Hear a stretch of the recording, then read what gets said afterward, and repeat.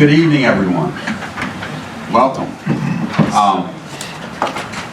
We were in executive session. We're sorry to keep you. We were in litigation about personnel issues and litigation. And I want everyone to stand and rise for a moment of silence.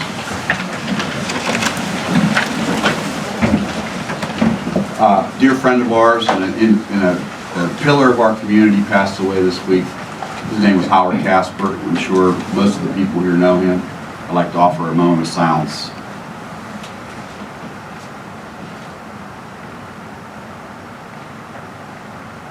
Thank you. I'd like to start with the Pledge of Allegiance. Would you start us, Matt? Pledge allegiance to the flag of the United States of America and to the republic for which it stands, one nation, under God, indivisible, with liberty and justice for all.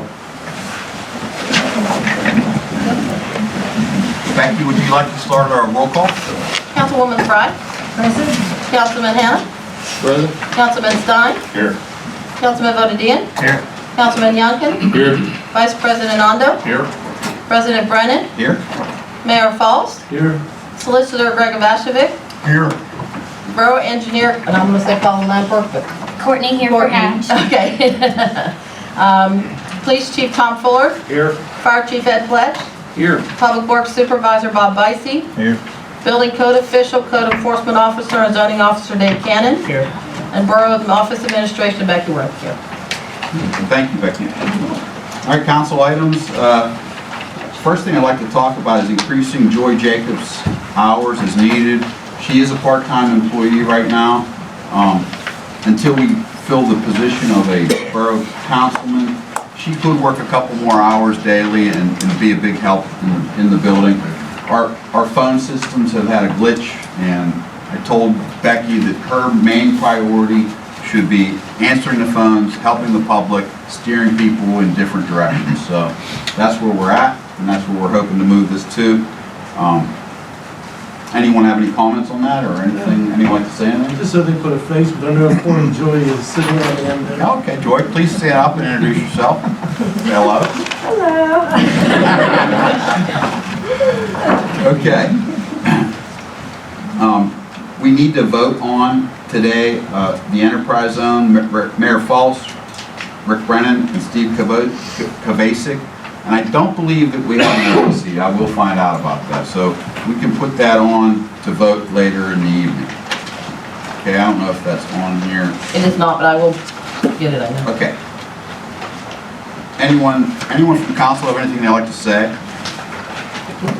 Anything they'd like to bring up? Okay. Usually I make it a point that if anyone has anything to say, please stand up and we give the public a couple of minutes to speak. So we don't need to be repetitious, but certainly we have open speech here at our council meetings. So anyone have anything to say, please raise your hand. We'd be glad to let you speak for a couple minutes. No one? I've never been to one of these, but I don't know if this is an opportunity for me to speak on behalf of my support for the Batch Foundation. You can certainly speak. Can you give me your name? Can you give me your name, honey? My name is Ashley Menifee. Thank you, Ashley. I have twin daughters. They are 16 years old. They have been a part of the Best of the Batch Foundation for, I want to say, about 6 years. They just returned from a 10-day HBCU college tour where they seen 18 colleges, and they were able to learn a lot about their heritage, about their history, just being presented with lifelong opportunities that would not have been possible without the connections that they have with the Best of the Batch Foundation. They have things on the resume from now mentoring the girls that are in high school. Like, this program has been a fundamental contribution to raising our children. I work for the county. I have been at the county for 13 years. My husband is an operating engineer. It doesn't matter how many parents you have in the home, what job you have, it takes a village to raise children. And I tell Ms. Tasha, I tell Ms. Kelsey, and I tell Taylor at the Batch all the time that, excuse me, no matter how good of a mother I am, I'm mom. So my 16-year-olds aren't going to tell me everything. My 16-year-olds aren't going to be transparent with me. But the people who spend time with them every week and mentor them and build those relationships and give them a trusting outlet, they will be transparent with the people who are investing into the community. So I'm not sure all of the details, but I wanted to make sure that everyone here knows that what these people do every single day is priceless. And that's really it. Thank you. Where do you live on Davis Avenue? Yeah. Great, thank you for coming. Anyone else? Sir? Come up, speak your name. Andrew Waltman.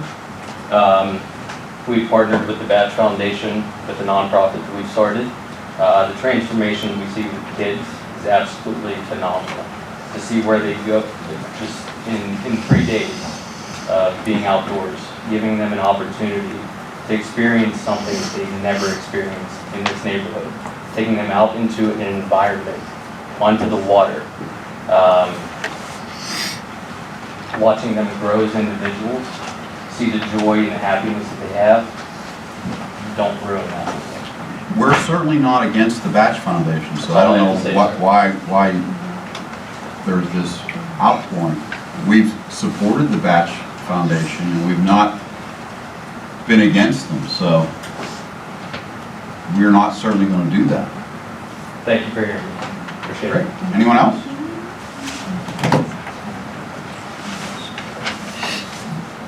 Okay. Is Sue Watson and Eli here?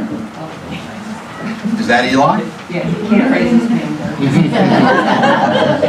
heard you say his name. Yeah, exactly. Hi, I'm Sue Watson. I'm here representing an organization called Veterans Helping Veterans, which has been in Homestead for 2 years. We're down on 7th Avenue across from the municipal building. We are here to help alleviate veteran suicide. And so the more people who know about us, the better we can do that. Pennsylvania has the 3rd largest veteran population in the country. Allegheny County is the largest concentration in the state. So we certainly have a lot of things to do here. Out of the suicides that happen every day, 22% are veterans, 18 veterans a day. And of those, 11 of them are ones who aren't connected to veteran service organizations or the VA. So I say we're built on connection, coffee, care, and camaraderie. So veterans, helping veterans, the more veterans that we can get in there. The first question I always say is, would you like a cup of coffee? As opposed to other veteran service organizations that are in the county that say, do you have an appointment? So it's an open door. We come in, we don't really have competitors because what we do is try to connect veterans with twice a month we have a veteran benefit advocate on site so we can fax and take care of their benefits. We have a therapy dog who's there all the time. There's never a charge for a veteran. We have coffee, we have breakfast, we have lunch. It's just an open door place to be. We opened May 2020. So it was a hard time to do that, but just like the rest of us, veterans probably felt that crunch a little bit more, having no place to go. The VA was closed from people walking in. My partner in crime is a 38-year Marine veteran. So, there's always a veteran on site to just do that camaraderie and help people out. I have some handouts there. I would love them all to be gone because if you know veterans, they wear the hat, they have a t-shirt. Hand them our card. We have wristbands that some of the police departments carry. Somebody, you see a problem and there's a veteran, it has our phone number on it. We're there Wednesday, Thursday, and Friday from 10 o'clock until 2 o'clock. I answer myself in 24/7 to help people, and we've helped people all the way from Erie to Puerto Rico. As they've just been looking for how do I connect, and if I don't know, I'll try to find out. So we're on a shoestring budget. We always take, we're glad to have coffee donations or things like that. We're not in it to make money. we're in it to try and save lives. So, we also have a wellness festival that the entire county is invited to. June 11th, we'll shut down 7th Avenue in front of the municipal building down there and have food trucks and it's a festival of engagement, so there will be a lot of things that are related to resilience and, just really wellness. So please come check us out, give me a call, find a veteran and send them our way. We'll form a cup of coffee and sit with you. Thank you.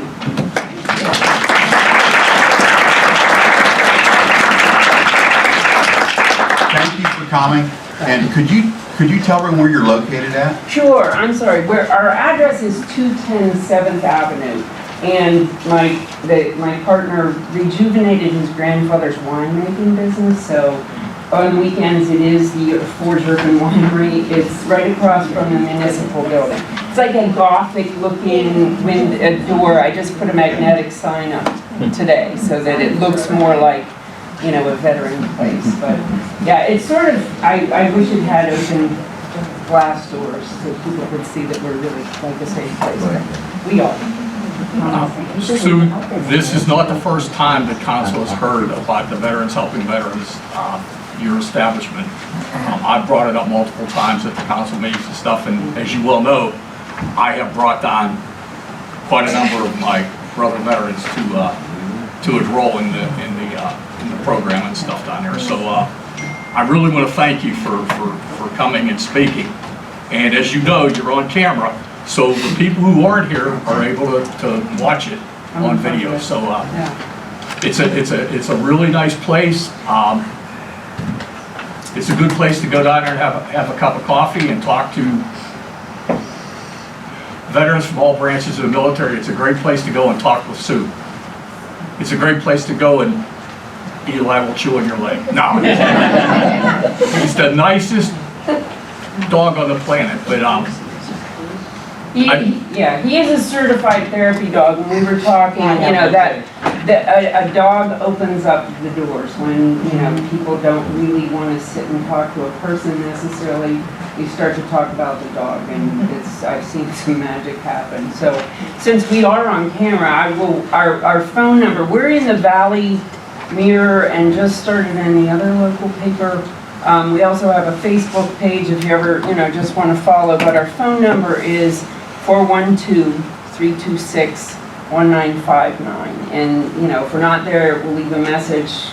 I think my cell phone number is on the business cards and the handouts, but I'll leave those here. And if, please take a stack if you need more. If you would like us to come to your church or to your wherever a veteran is, the more people we can connect with, and even if they just know they're not alone, even if they never set foot in our door, I think it's, a little bit of a help. So thank you. What's the last four number of the telephone number? 1959. Would we be able to share something like this on our borough website?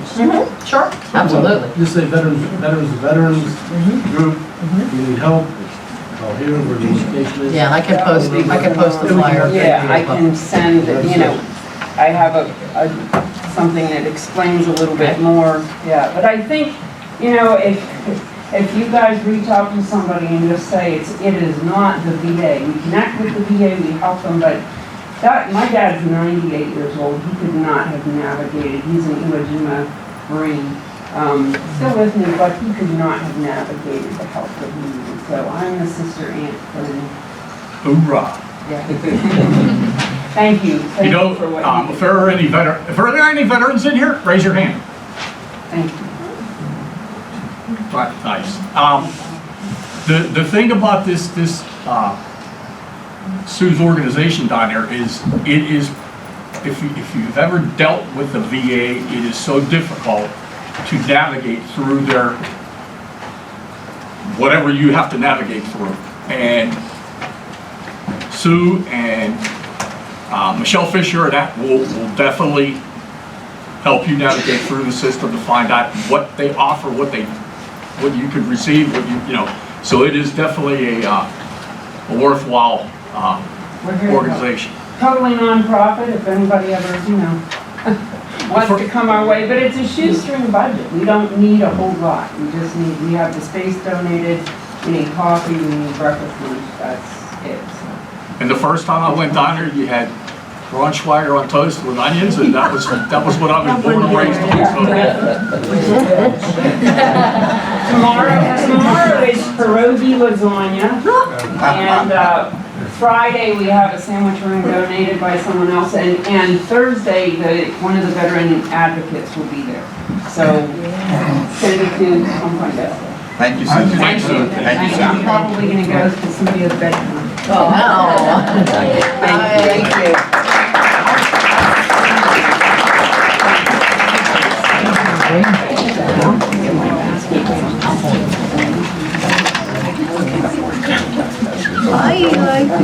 Okay, Latasha Wilson Batch, please come up. Good evening, everybody. I'm Latasha Wilson Batch, Executive Director of Best of the Batch Foundation, and I'm just here because I know last month we were on the agenda, and there were certain questions, and I'm just here just to share our excitement about our expansion project. So just for everybody that do not know, we've been located here for 17 years. We've been in the location right here, 2000 West Street. We service over 3,800 kids. Out of those 3,800, 1,200 come through our door. We have about 12 to 13 different programs that we have on an annual calendar year. Our annual operating budget is about $650,000 to run programs. We do not charge a dime for any of our children to enter our building to be serviced or to have anything for them. Some things that you might not know that happened over the past 2 years, speaking potentially about Munhall. We serviced over 200 families during the pandemic. We delivered food, we delivered school supplies, we delivered hugs through the windows and hand touches by my amazing team that you guys see here today. These are all Munhall residents that live above the cemetery that support us on a daily basis. So when they heard we were coming, this is why they're here to support us in the things we do. In our expansion project, we are expanding to increase programming for the kids because the need is there. The kids are there. We never shut down during the pandemic. We were a learning hub. We partnered with the school to make sure kids had a place to go to be able to learn when parents or guardians were not able to provide the internet services and stuff for them. We pay for over, and I'm talking pertaining to Munhall right now, not Homestead and not West Homestead. We pay for 75 internet services in Munhall right now for families who cannot afford internet services for the kids to be able to do school remote when emergencies happen. These are things you may not know about us. All you have to do is knock on the door. Several of you on council have been through the building, have come through, have toured the facility about the things we're doing. In a new facility, it's an educational facility. We will start from the head to the toe. We will look at the individual as a whole, the health and wellness part of it. We'll teach about food and nutrition. We have a dance studio. We have a fitness studio. We have a STEAM lab that stands for Science, Technology, Engineering, Arts, and Math, to make sure our children are exposed to things they may not have the opportunity to be exposed to. And we partner with the school district to make sure if they're doing it during school, after school on the way home, they can stop there, get a hot meal, and continue to do the things that they do up there. So we can stay competitive. So dollars can continue to roll into the school district for these children too as well. So I'm excited about the project. I know some people are not, but that's okay. It's not for everybody to be excited about. But I'm very excited, and I hope the people that are here that are for us are excited about it too. And I just wanted to come and share what we're doing over there. I mean, some of you, we have done our backpack program, we have done our Batch of Toys program. Batch of Toys from Munhall, just this past Christmas. 32 families that we provided Christmas for. And it's not just Christmas. Every family gets a pot set, dish set, silverware set, comforter set, and a laundry basket of a turkey dinner that we get with consumer produce. These are things that you may not know about us. You just assume or maybe what you hear, but just ask. Ask any of these people standing right here and over here. It warms my heart to see Trey here. Trey's been with that program for almost 17 years. Graduated from Steel Valley, now a volunteer firefighter from Munhall. Like, these are all the stories that we have. Kennedy Smith been with us since he was 4 years old. He's 24 and graduated from LaRoche. You know, these are things that we do. Taylor Mitchell, she graduated number 4 in Steel Valley. Graduated a year early from Kent State. These are our stories of what we're doing at the Batch. And I just wish you all take some time to understand why this expansion and building is so important to us. Of what we're doing. Thank you.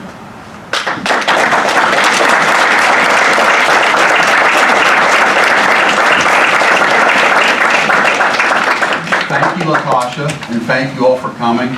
And again, I'm going to repeat myself, we're not against the Batch Foundation.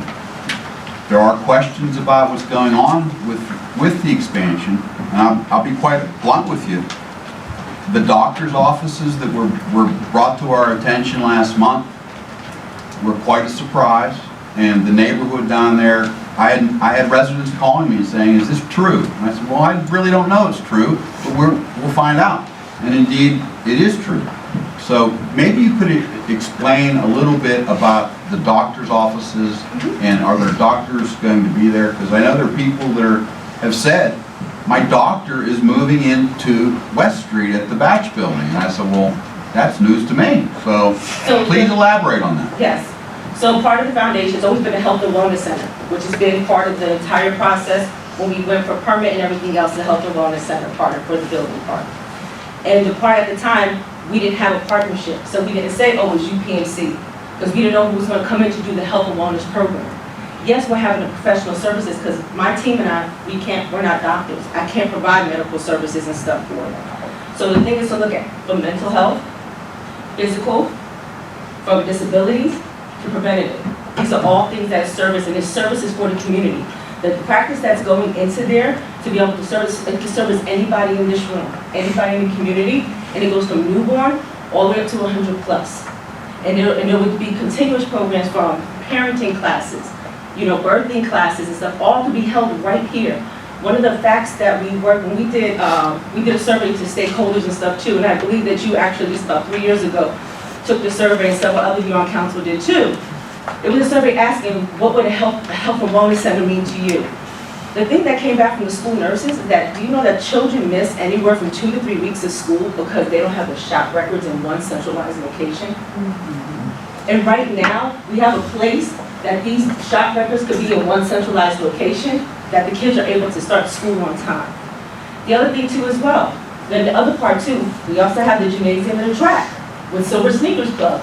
Seniors are able to come down and walk around the track because they may not be able to walk in the winter and the fall. They're able to go downstairs into the facility and be able to get their blood pressure taken, get their sugar taken, and have preventative measures to be taken care of. This is not like, you're like, well, it's a doctor's office. Yes, if you walk in the building, there's no door that separates the doctor's office and Best of the Batch because we're all one. And I think that's the misperception when you go in. There's no door there. That team of doctors and physicians and stuff are on staff for us. They're taking us on as patients and clients to be able to make sure that as we go through this life thing back from transition from the pandemic, that we're all taken care of, because we're all not the same.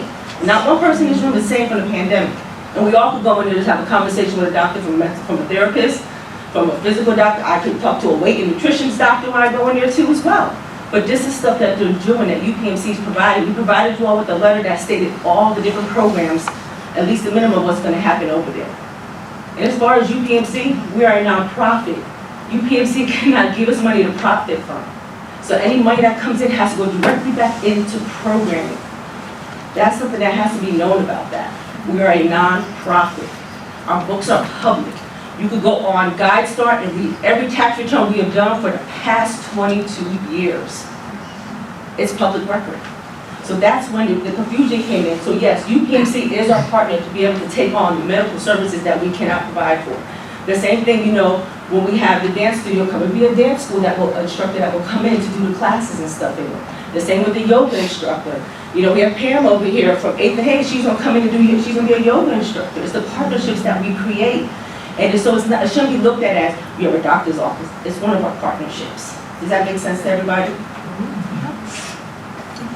It does make sense to me, but I'm familiar with the practice up in Greenfield that's moving here, and it's huge. They service seniors, and my husband is part of that practice. So when he comes to get his yearly checkup, he's going to make an appointment with the doctor that's still up in Greenfield, and he's going to have time for him. One of the doctors is retiring, and they're bringing she is gone already. And they're bringing in a pediatric doctor that's coming in for the pediatric purpose because they want to increase the pediatric practice part of it. So Dr. McCall stays. So yes. Okay. So he's there, and a nurse practitioner is coming with him. Correct. And they service a lot of people as PCP practice already. Trust me, when they were looking at the way the numbers and stuff were, they're able to take on so much more. That's why they're, yes. What is the concern? I think the just didn't see it. I think the concern is the neighborhood, is the parking and congestion, Okay. and no place for them to live, So because there's, people so, are living there. so there's a total of 6 exam rooms. So 6 exam rooms that are there for them. One is actually a family exam room too as well. Their hours are the regular business hours, between 9 to 5 right now, and they're not weekends at all too as well for them. There's a total, we have 11 spaces to be able to park right now. As long as we're able to park along our tires, we have the 4 parking spaces in the back, the 2 inside the garage, the 2 outside the garage. That gives us 8, then the 3 right next to where the building, our tires are, right next to our building right there. So that's 11 spots that we'll be able to have, and if we continue to be able to be, we're gonna help fill in where the gravel is on the side. I asked if we're able to put, where they lay the asphalt, that when everybody parks, so they just throw trash as they tailgate and stuff after the baseball games or whatever they do during the game. There's a bunch of beer cans and stuff goes along the fence, to actually put a little bit more asphalt going across up to the top of it. So that could be for additional parking too as well for that purpose. Mr. Brown, I have a question, like, wouldn't you have the same problem with Carnegie Library when they host an event? Or even Fox's, when Fox's is complete? I mean, that's residential, there's a restaurant there. Carnegie Library is right in the heart of a residential. When I've gone to concerts and I've had to park all the way down on West 9th Avenue away from it, what's the difference and why the concern for here but not there? Well, it's, Or for here, for Munhall Park? it's pretty congested, very congested. I understand that, We but do I mean, get a lot of. are you putting the same pressure on the library or Fox's when We haven't Fox's put is any full? pressure on anyone.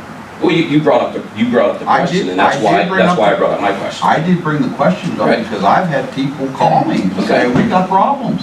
But like I We're said, not happy. How can they have a problem? We're not open yet. Yeah, there's nothing, I don't know what the problem is. That's I the mean, problem. that's the part I'm confused about. It's a problem, but we're not there yet. Like right now, there's a total that I have, because I make sure even for, like someone asked, why did you put the no construction signs on the side over there? Because I want the construction workers to park in the back field. That it didn't interfere once the construction was done here, that the spaces were open during the day, and they were okay parking back there. So I made sure the construction doesn't take up anything on the side, on the building part on that side over there. Yes, we have a machine with a permit for safety purposes. We keep a machine right there, that's out there right now, the backup. But I have 5 cars, right? 4. And able to park, because that pod is going to be gone, the little golf cart is going to be gone to park there, but they park in the 4 spots right on the fence. So there hasn't been any parking issues from our part So yet. how many doctors' rooms are there gonna be down there, did you say? There's 6 doctor's rooms. And I'm saying they'll all be occupied at one time. And then they could be occupied at one time. They could be, Correct. absolutely. But also, so could Carmine's have 5 people in it, the store next, Kogo's has had 5, you could have 5 at Pizza Company. No one has ample parking. If every place on Main Street was full, where does everyone park? Do you park in front of someone's house? Does someone get displaced because of the same reason? That was my point. That's all I wanted to get. I understand what you're saying, and to speak to that, You're okay with strangers coming into your building when you know children are in there? So let me give you a little update about security of our building. Because I've been working, I have had firefighters and police officers come through our building. We actually will even go through Alice training because of, we have children and stuff too. My building is equipped with 96 security cameras. Our front desk, it will have metal detector stuff you go through. There's only one way that's going to be permitted to be able to come in. When you come in, to be able to go down through the door parts of it. All doors are centered in church. We're a state-of-the-art technology educational center. Being safety is our #1 priority of anybody in our building. So when my husband goes to the doctor, he'll go in the same entrance and He'll come in, he'll go, security thing too before he goes in. when he comes in, so it'll be like, okay, if you went down to the UPMC facility right down there on the north side, you walk into the doctor's office, there's a registration desk there, and they ask you where you're going to, or you're going into a hospital and go to the doctor's like at Montefiore. They ask you, do you know where you're going? There's a station right there that can tell you where you're going, you sign in, you sign out. No, I understand that, but they're not walking into a facility that children are being cared for. No, the children are upstairs. There's a big line, and I'll be more than happy to give you a tour so you understand that full layout of the facility. Anybody that wants a tour, Monday through Friday, 9 to 5, we're there. I'm having a really hard time understanding why you're faulting the batch for your doctor's career I'm not faulting change. anybody, I'm just Like, asking questions. Well, any professional can transfer or move or change locations and. Right, but as a they don't have to resident of answer Munhall, I notifications. thought we were getting this facility that we're gonna help youth, which is wonderful. Which you They are. are. I know we are. And then I find out that a primary care practice is moving in Which is there. great. Which is gonna help both the youth all the way up to senior citizens. Okay, but that wasn't the focus of what I thought that facility was there to provide. It was my mindset. So if I did a mommy and me cooking class, right, with the parents, we do parenting classes. Is that the same thing, so we're doing parenting classes to teach parents how to cook? So am I not supposed to do that either? No, I think you're allowed to run your facility according to the way your guidelines are. I just didn't imagine a large primary care facility moving into your building. It just never entered my mind. So the convenience is Munhall. You live in Munhall, so you'd rather drive to Greenfield to take your father to a doctor. I mean, it's UPMC's choice as far as doctors and where they want to go. There's other options. They're providing a service. Right now, if you got to go to urgent care, you got to get on a bus if you don't have public transportation. So it's a convenience. It's available to everybody in the community. I think it's an awesome benefit. And you want to talk about parking? I live on Lawrence Avenue. You want to talk about parking? What about Park School? So every time that somebody parks in front of my house, I should call you, Chief? No, that's not how it works. We're here for the community and we're here to support each other. This is a wonderful foundation. One inconvenience to drive further or to go to a new location. If there's one person that needs to be inconvenienced to help service and improve the lives and the outcome and the educational opportunities for hundreds and hundreds of kids, And senior citizens at this I have something to say. I'm a resident of Orchard Street. I have been there 35 years. I have seen a doctor's office in there, come and go. And you know what, you want to talk about parking? It's not fair to me that I have paid my taxes for 35 years, and now all of a sudden I have to pick and choose when I can schedule anybody, as do my elderly neighbors, to have any kind of company, because when there's some kind of event at the batch, at the field, and I have been to numerous meetings for years and years and years, we cannot have company, there's no parking. Can I add to that? Can I add? Hold on.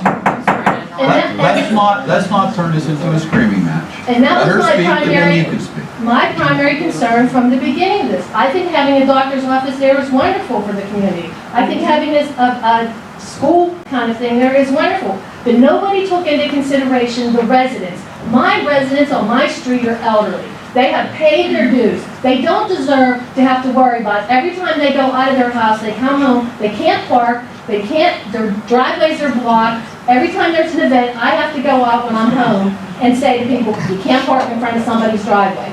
So I'm gonna just address, I know you weren't one of the individuals. I know we had, you're talking about the elderly neighbors. That's right. 5 of the elderly neighbors came down and said, they toured the facility. The only one that did not come right now is the one all the way down at the end. He stopped by the other day, his wife was in a wheelchair.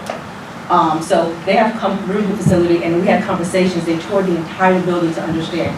After they have come through, like they talked about parking, and they said to us, because I believe this is going back maybe about 3 or 4 years, when there was a post on Facebook because we provided a letter. We provide cones and letters because we do only 2 big events a year. That's Bachelor Boys and Batch Pass. And you know what? That's because I contacted him and said, look, we're having a problem with parking. And Nobody ahead of time we've been doing it thought of this. we've been doing it for how long now? Giving cone. We have no problems providing. If we ever do it, and we always tell people, don't park up on Orchard. So if we have an event, 90% of the time, that's not our people up on, like our people on Orchard, because we put Orchard off limits. We make them, that's why we have those little golf carts sitting outside our building to make them park back here, where am I at? Back here of the field part of it. But it should be blocked off then, when there's an event, because like I said, my people can't get out. My elderly, and I look out for my elderly citizens down there. We can't get an ambulance down there, we can't get a fire truck down there. If parking is a huge concern, could you not give them permit parking for Orchard Street? We can do that. I mean, would that not help the situation? Also, another consideration that you guys have to think about is there's an ambulance service right there. And that throughway needs to be kept open.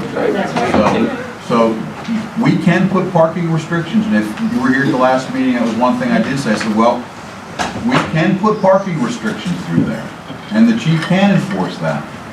But we've also worked hand in hand with the ambulance service. With events, we've actually had them come to events to make sure that they can get in I've and seen out. the batch all the way through the city everywhere. I see them, I stop, I talk to Charlie and Latasha, I see them everywhere. That's not the issue. The issue is not the batch. We're not against the batch foundation. Definitely not. One thing I just found out, and Tom actually looked it up for us, is West Street. You're allowed to park on West Street on the western side of West Street from 8 o'clock in the morning till, or anytime except for the hours of 4 p.m. and 6 p.m. So you are allowed to park there. So that actually gives the batch and their thing 19 spots. So that helps out a lot. So if you add that, Tom, is you that right? actually Is that do correct? permit parking, I mean, that would alleviate the parking situation, would it not? But then we have to call the police if somebody doesn't have a permit. I We live don't want to on, tie the police up.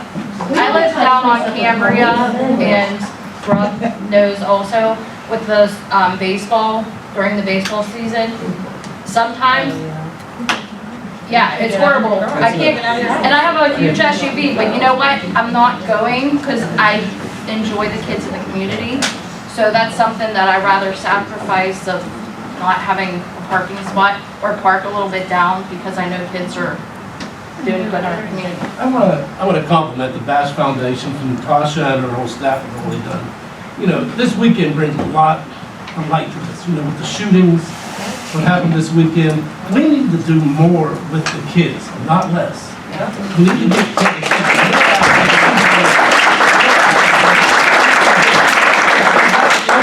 answer, I think, that we can have to solve some of the problems that we have in this country. And it's, you know, it's in our area. Let's not be, I mean, thank God, nothing's happened in Munhall in a while, but, you know, but it's 6, 7, 8 miles away. I'll add on to that. That's why I'm here. I've seen some of you be like, oh, like, why is she here? And honestly, from my personal experience, I remember going to middle school. When my stepdad was working 2 different jobs and my mom was working, I could go there and I could eat for free. And I could go do their Girl Talk program that I remember very well. And we went on field trips and we went and did this, that, and the other. And I would have never got to do anything like that except if it was for them. And there's been times that my family could not drive all the way to where our Kids Plus office is. So to have something like that here would just alleviate so much stress in my family. And I honestly think that if you really love this community as much as everyone here claims that they do, then I think everyone would just understand what the greater good is. Bree is the Mayor's Youth Advisory Council liaison. And anybody from 8 through 12 can join. And Bree is also in the top 5 of the class at Steel Valley, so.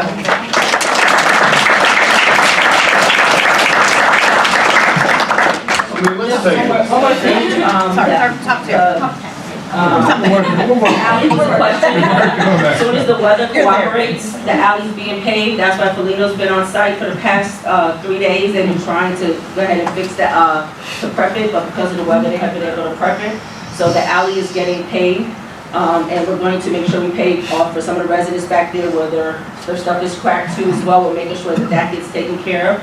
So the alley will be open very soon because now the asphalt plants are now open since it is April, but the weather has not been cooperating this week. We were supposed to be paved by Friday, Thursday because it was Good Friday, but we were supposed to be paved by Thursday, but this is why. So that'll be happening as soon as I know the alley was something of concern to you as well. And that was an item back in 2016 when we first presented this project. You all were getting ready to pave the alley. We told you put that back into your budget and we will cover that budget item for you guys. So we're staying true to our word and we will pay for that alley to get done. I just wanted to say, in regards to medical practices, they've been here forever. I mean, there was a time when probably from 17th to 19th had more doctor's offices. I worked for Dr. Bastigan. It was in the Elias building. Charlie's building was also doctor's offices. There were oral surgeons, there were surgeons. This is nothing new to this area, and it managed before with cooperation from everyone. I don't see why it's a problem now. Okay. Anyone else? Someone on council want to say something? Natasha, I know we're seeing it go back and forth, but I am in Efra. I don't think anybody on this side is against what you do, okay? It's just that we find out after the fact. You remember when I sat over there, and I asked Council about the Batch building going in, because I heard it was a jail school. I know you remember that. And they all said no fussing. I came down and went with Ryan through the school, okay? No, it wasn't. And then we were told that it was for children who needed help. Wonderful. I don't think there is a person in this room, and as I look out, I know an awful lot of you. I can probably tell you, if there's 50 of you here, I probably can tell you your names, 42. I'm just saying, I don't think we have a problem. We realize that you want to help children. I think 90% of us in this room feel the same way you do. You have to be able to do it easier than us. But like you say, that's what you want to do. You want to help children. I want to help children. I think everybody up here does. We're not against you. But I think what our concern is, when we find out that it's a school, or now it's a learning center, I would like to know what's the difference between a school and a learning center? Can you tell me that? Absolutely, I can. Okay. First, with a school, we would actually have to be blocked all the way up. We're actually wood frame, so we're not allowed to be a school by any means at all. We're an after-school program. So our structure is not able to be a school facility. We do not want school licensing. We do not want school permitting. We're not a charter school. We're not doing any school. The only school that we'll have in there is this year we'll have Steel Valley's summer school program for 3rd and 4th grade. That will be held by the Steel Valley School District. They bring their teachers in to use our space for the kids to be able to go to. We will never be a school, trust me. So I can guarantee during the day, you. there are no children. Ryan knows, because when I went over, you were there. There were some children in the learning. And that was still part of Steel Valley. That was donated space that Steel Valley had used so that they didn't have to pay for a space from the use. It was literally $15,000 to $20,000 they were saving per student by utilizing the space and giving their teachers a classroom outside of the school so it didn't disrupt all of the normal classrooms. I can respect that, but on the other hand, we thought it was a school. Right, We were told it's not a school, it's a learning center. Okay. Well, thank you for clarifying what a learning center, because to this moment, I still thought you had children over there. So from 9 to 4 o'clock, let's say 9 to 3, you don't have any children in that building? No. Okay. So then you say- Unless they're doing online school, we're able to provide the internet online service access, where that's where we work with the schools, the teacher and the school guidance counselor to make sure that child is being able to do the remote access purpose part for that. That's a one, I'm glad you're clarifying that. You're saying that it can be used by anybody, silver Anybody. sneakers, here I am, okay? So when I come down, and I'm just saying, let's just say you have 3 doctors in there. Everybody knows the three doctors are going to have, let's say, 5 patients at a time. So if 4 of those patients are coming in with a car, those are 4 spots. And I'm coming down, and my 2 friends are senior citizens, and I said, we can go down and do there. And we bring our cars. I think we are concerned about the parking. And somebody at the last meeting said, you can park over there on 18th and 19th. Well, I can guarantee you that people who are going to the doctor are probably not the youngest of people, so they probably need it near closer to the building. And so our concern is the parking, okay? And maybe if this is where it's going to stop, a center helping our children, helping our neighbors, helping the seniors, helping anybody, I commend you, and I really do. I just worry about the people who are living there, and they can't get in on their street, they can't get out of their street. Ryan, I understand what you're saying to us about foxes, about anyone. Yeah, It's not unique to anything. It's really not. It's not unique to just this building. It's not unique to Woodhill. It's not unique to Trotman. It's not unique to Carnegie Library. It's not unique to Main Street. It happens. And what you're acting, if you're trying to say, don't put the wellness center in because there's no parking, I just talked to you and said, is it not a viable option to give them permit parking? And yes, they may have to call, the police if someone's in there. That's what you do when you have permit parking. But I also think there's an easier way to go about it, which would be walk across and have a sit down with Charlie or Tasha. I couldn't agree more. Instead of, and listen, and here's the deal, you have a room full of people to support because we knew it was a problem. It could have been squashed prior to even any of us being here. You guys could have been through your council meeting a half hour ago if you just walked across the street and said, hey, I have a question for you. And I made it perfectly clear that the door was always open, and I spent probably 2.5 hours with you in that building. So, I mean, but that's what I'm saying, like, it seems like there's more resistance than there is, can you walk across the street, which is right there, and say, hey, this is a question that came up in our workshop session. This is a question that came up amongst us in council. Well, how do you think you're gonna go about that? You know, I mean, it's not hard. Like, there are communities that would kill to have a $5+ million community center go in there. That's what communities are made of. I worked there for 12 years, guys, and you have no idea what goes on in those walls. You have no idea. And I will sit and talk to any single one of you as to why that place, 2 years removed from working there, that's why I'm standing here right now. And plus, my heart is in there. How many parking spaces you just mentioned are available on West Street? Yeah, but we didn't know that. Well, now you do. But that's what I mean. Listen, when I hear jail school, I think of being a biased train of thought. Believe me, I've done bias training my entire life for PepsiCo. Being a jail school just means your mind is closed, shut. Like Ryan said, come over and see. My son has went through the batch program. Come over and see what to do. This wellness center, it's going to make Munhall even better. People are going to want to move into this community instead of getting the hell out of here. Believe me. Even if this was supposed to be labeled as a jailhouse school for little black kids, which is completely inappropriate. Completely inappropriate. And which makes me think there needs to be It was said years ago. That's what I'm saying. We're here to talk. My point is. And everyone can talk, so My point is, let's not even if it interrupt one was another. to be defined as a jailhouse school, nobody in this room, except for the people at the Batch Foundation or the ones that are dealing with the jailhouse school kids, they're the only ones that are investing in the community. They're the only ones that are consistently supporting, investing, developing, creating opportunities for the next generation.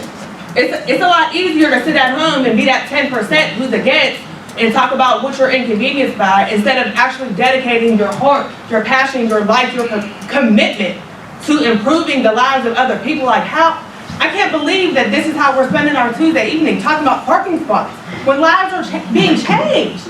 Like, this is crazy to me. Maybe council meetings ain't for me, I'm a little too outspoken. Like, this is crazy to me. Like, this is crazy.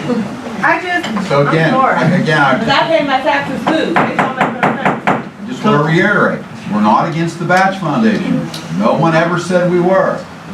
To answer the question about the parking spots, they were required to have 8 off-street parking. Because if you took the school and you took the square footage of the doctor spaces, you have to have 8 spots, which they will have, 8 off-street. They do use, she'll argue about me, but there's 3 that people usually use to go in her building, in the Batch Foundation. So there's 3 on the street. I just found out recently from Tom Fuller, he looked at all the ordinances, you're allowed to park on West Street. I would say there's probably 8 spots in front of the building. But like I said, you're allowed to park there, but you're not allowed to park there from 4 to 6 p.m. So there's probably, altogether from 8 o'clock in the morning till 4 o'clock, there's probably 19 spots for that building. Then you get signage that would advise that, so people. I told Tom, and he'll tell you, I said, Tom, we should probably put parking signs up, or signs up now, because a lot of people don't know they can park there. And Latasha told me, and it surprised me, because she said there's people that park down by 22nd Street on a nightly basis. And I never really noticed that. So I even said to Tom, maybe we should need to put parking signs there and say, hey, you're allowed to park here, but not from 4 to 6. Because there are parking signs on the other side that you're not allowed to park there at all. And like one more thing to touch on the parking part of it, like when there's a baseball game or a softball game there, and it has to be the same thing. So like we're gonna argue about it for the foundation having parking issues, but you have a whole facility that hosts tournament games all summer. Baseball games for Steel Valley softball and Steel Valley baseball. That creates the same parking jam up. It's not just the foundation. It's funny you said it, because I asked Chief Campbell before he left, I said from May to July, because we were working on our building, you guys were working on their building, and we also had the baseball tournaments going on from Thursday through Sunday. Right. Mostly Thursday and Friday games were being played here. I asked him, I said, can you do me a favor? Go back to see if there was any parking issues on 18th, 19th, 20th, and Orchard Street. Not one person called to complain about parking. You don't call the police for parking. Well, if someone's parking, if someone's parking blocking your driveway, if someone's parked, or if you can't get around, it's an unsafe thing, you should call the police. Or if they're blocking your driveway, you can't block people's driveways. So, and during that period of time too as well, if you notice during that time, especially when that New York tournament comes in, they start playing at 7 a.m. in the morning. So they play so early that even when I arrive, they're blocking my driveway and stuff sometimes. The thing that we do, my team will get a text message like saying, hey, there's no parking. You know, fortunate enough, I have two that live local. We have to pick up, we have to shuttle, we have to carpool, just for we make it work. You know, I'm not gonna call and say, hey, we got these New Yorkers up here that they need to move their cars. I mean, they'll be here for 9 innings and then they'll go about their business and we can move our vehicles and stuff in. We just make it work. I have a question, Dave. You just mentioned about a possible new 8 parking spaces on West Street, beginning at the building, at the Batch building. From Orchard Street down to 22nd, you're allowed to park. Okay, so at the end of the Batch building going up towards the cemetery, you're saying 8 parking spaces? Right in front of their building, yeah. Correct. And then there's that bus stop there. Correct. So is it going to stop short of the bus stop, or is it going to go beyond the bus stop? So the bus park right now is actually that gray house that sits right there. Right. Yeah, so that the sign is in between that, there's like an alleyway there, right there, so that's where the bus stop is. Yeah. So like you'll see sometimes, like when you leave tonight, you'll see there'll be 6 cars parked from the bus stop down. Okay. For the residents that are already there that stay there, because those residents don't have parking behind. Correct. So they park right there, so we're just literally at the tail of the bus stop. Yeah.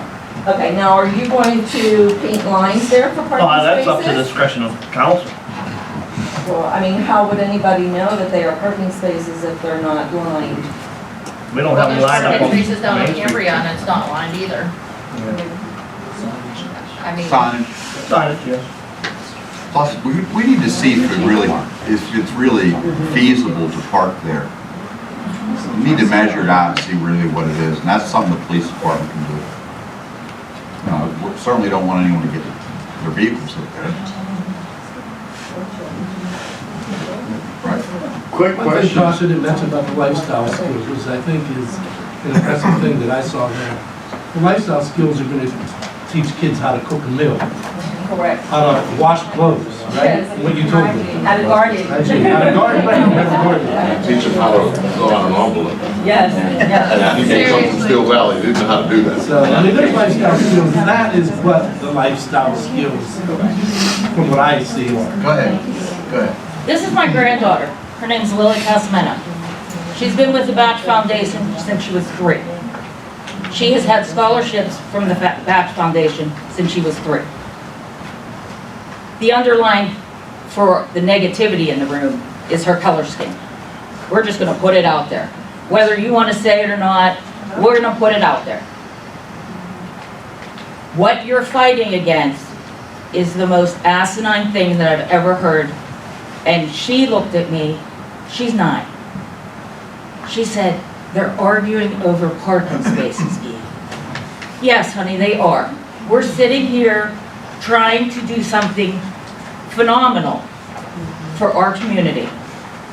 And a 9-year-old is looking at all the adults saying, well, she said it's because they don't pay taxes. Yes, she heard you. So, it was you. It wasn't me. Okay, I'm not gonna argue about it, but whatever. I'm telling you, she's 9.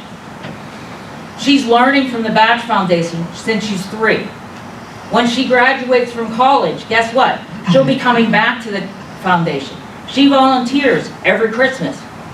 To do what? To help others that don't have Christmas. Exactly.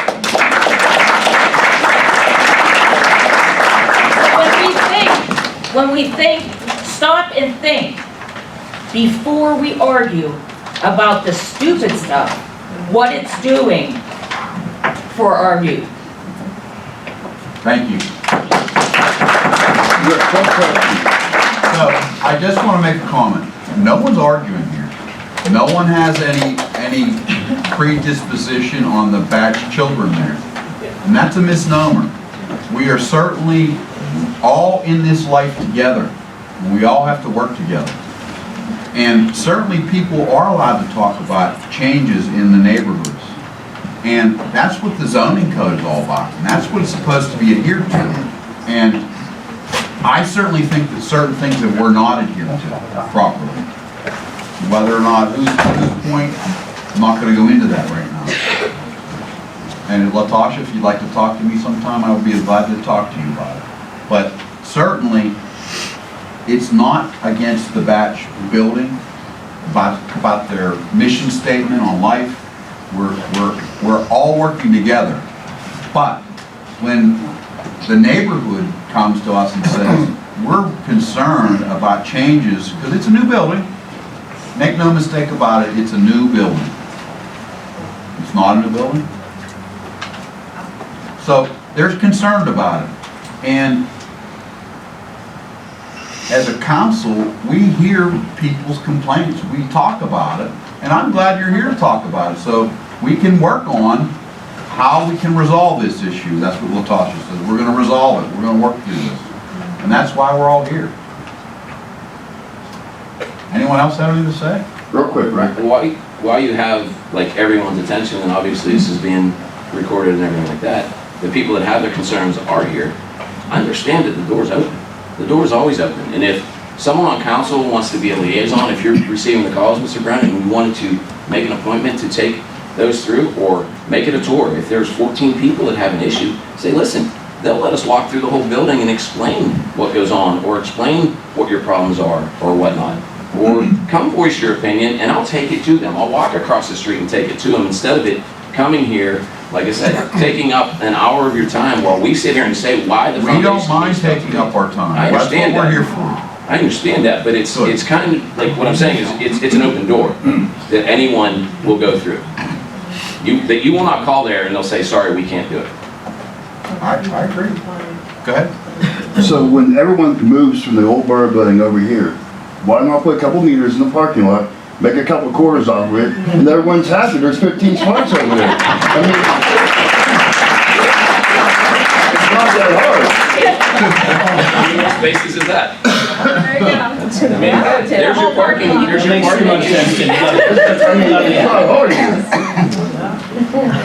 You should run for council. Help pay for the meal. Anyone else have anything to say about the Batch building? We're certainly not against you guys.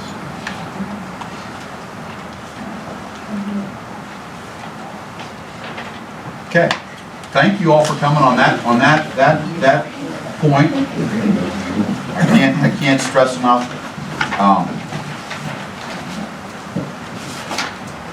How much we appreciate you coming. Honestly, I feel that way. And just to make another statement, and I know that this is not on the agenda, but I see the sewer authority people are here, and I have real issues with the sewer authority, and I spoke at the last meeting about it. And one of the reasons that we wanted the sewer authority to stay in that building was because they had ample parking right there, and they could have had a garage in there, and they could have had this and that, but they didn't come to us to talk to us about that. They chose to buy another building on Main Street and move out of our municipal building, which I don't think is working together, especially when we talk together. And you and I had a conversation, and you said, we're not looking to move out. Next week, you're buying another building. So I don't think that that was fair to Munhall, fair to the people, the town, at all. And the municipal building sits right next to the Batch building. And we have a lot to discuss about the field and using the field and using it properly. I would love to have basketball tournaments right at the basketball court there and wanted to since the field was built. They're still not used. So there's a lot that we need to work together with, but we have to work together. And no talking to one another is not working together at all. So I applaud the Batch people for coming. Thank you for your input, and it is received. Well, I think you further made my point by saying that if they didn't come talk to you, I was asking you to do. No, they didn't. Go across the street and talk to them. That's right, they did. Absolutely. But that's what I'm asking you to do. I'm Exactly. further making that point, and I did talk to No, I Watt, understand. and I did reach out to them. So absolutely. Okay, anything else to move on with? Thank you. Okay. All right. Mayor's report? Mayor's report. Okay, I'll try to go. Wait till they all do.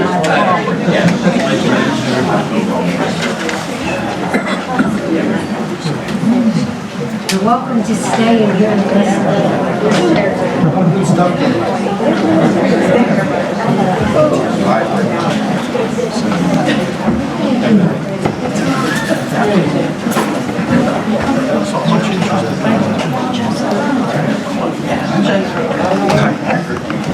This did.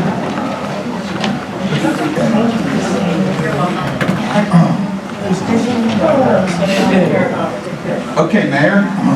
We have a Memorial Day parade. We bring our parade back this year. May 30th is Memorial Day, and we are bringing the parade back. Ed, could you pass that along to the fire? We've already done. Already done. Okay, we gotta have our fire trucks there. I contacted the Carnegie Library today. They're gonna be, want to participate in the parade. I have a volunteer that I have to call. I'll call her tomorrow. That Becky gave me another volunteer that's good, wants to help out with our committee. And we were really surprised to find out we have a better budget for the parade than we thought we had. Carol Schvetz, who's, Carol's here tonight, he's on our parade. But we found out there's $5,200 in the account. I don't think we need to use it all for the parade this year. It's good to have some of it held back, of course, for the future parades and so forth. I think we may want to do with that. But it's coming back, the parade. Same as before. You know, we're not changing anything. It's going to go from the high school to the cemetery. And I want to personally thank, I got a thing last week on my the Munhall site and also the Ask Mayor Falls site about, it was Friday, it was a day off, it was Good Friday, about an animal, I don't know if it was a raccoon or whatever, that was dead on West Run Road. And I don't know, I think he did it all on his own. I don't think anybody contacted him, but one of our borough employees, Tim Augustine, who lives there, went out and took care of that problem.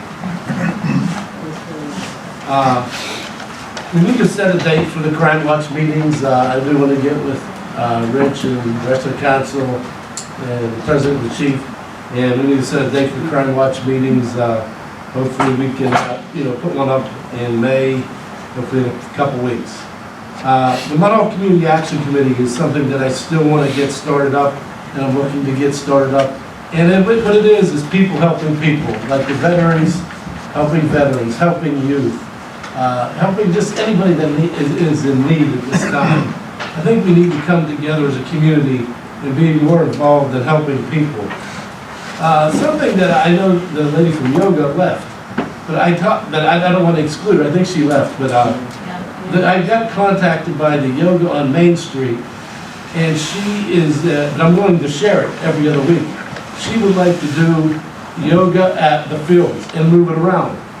1 week at Troutman Field, 1 week at Woodhill. Maybe 1 week we would take it up here. Yoga on the field, it would be a Saturday morning yoga.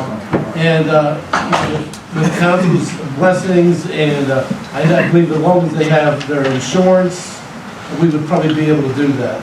So I was also contacted on something similar to that. Is it locomotion that's on the avenue? I think that's the woman that was here, I think. That was the woman that was here. She left. Well, Yeah. But I would like to use. They want to use Westfield, and I said, well, we can work it around. So if they want to use other fields, that Yeah, I would like to use both of them, because there are two yoga studios in Munhall.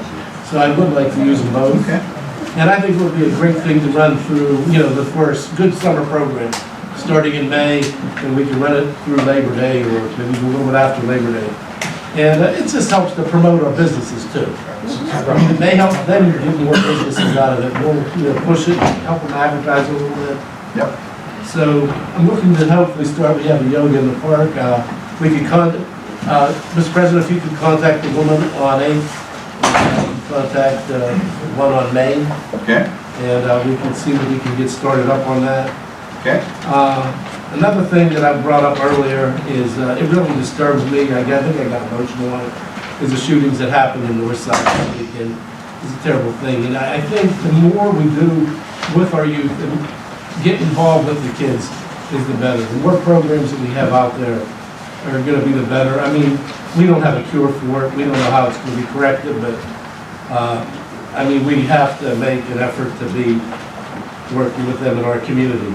And I have a presentation to make. Munhall was, again, in 2022, from Allegheny County, was selected as a banner community. And I can,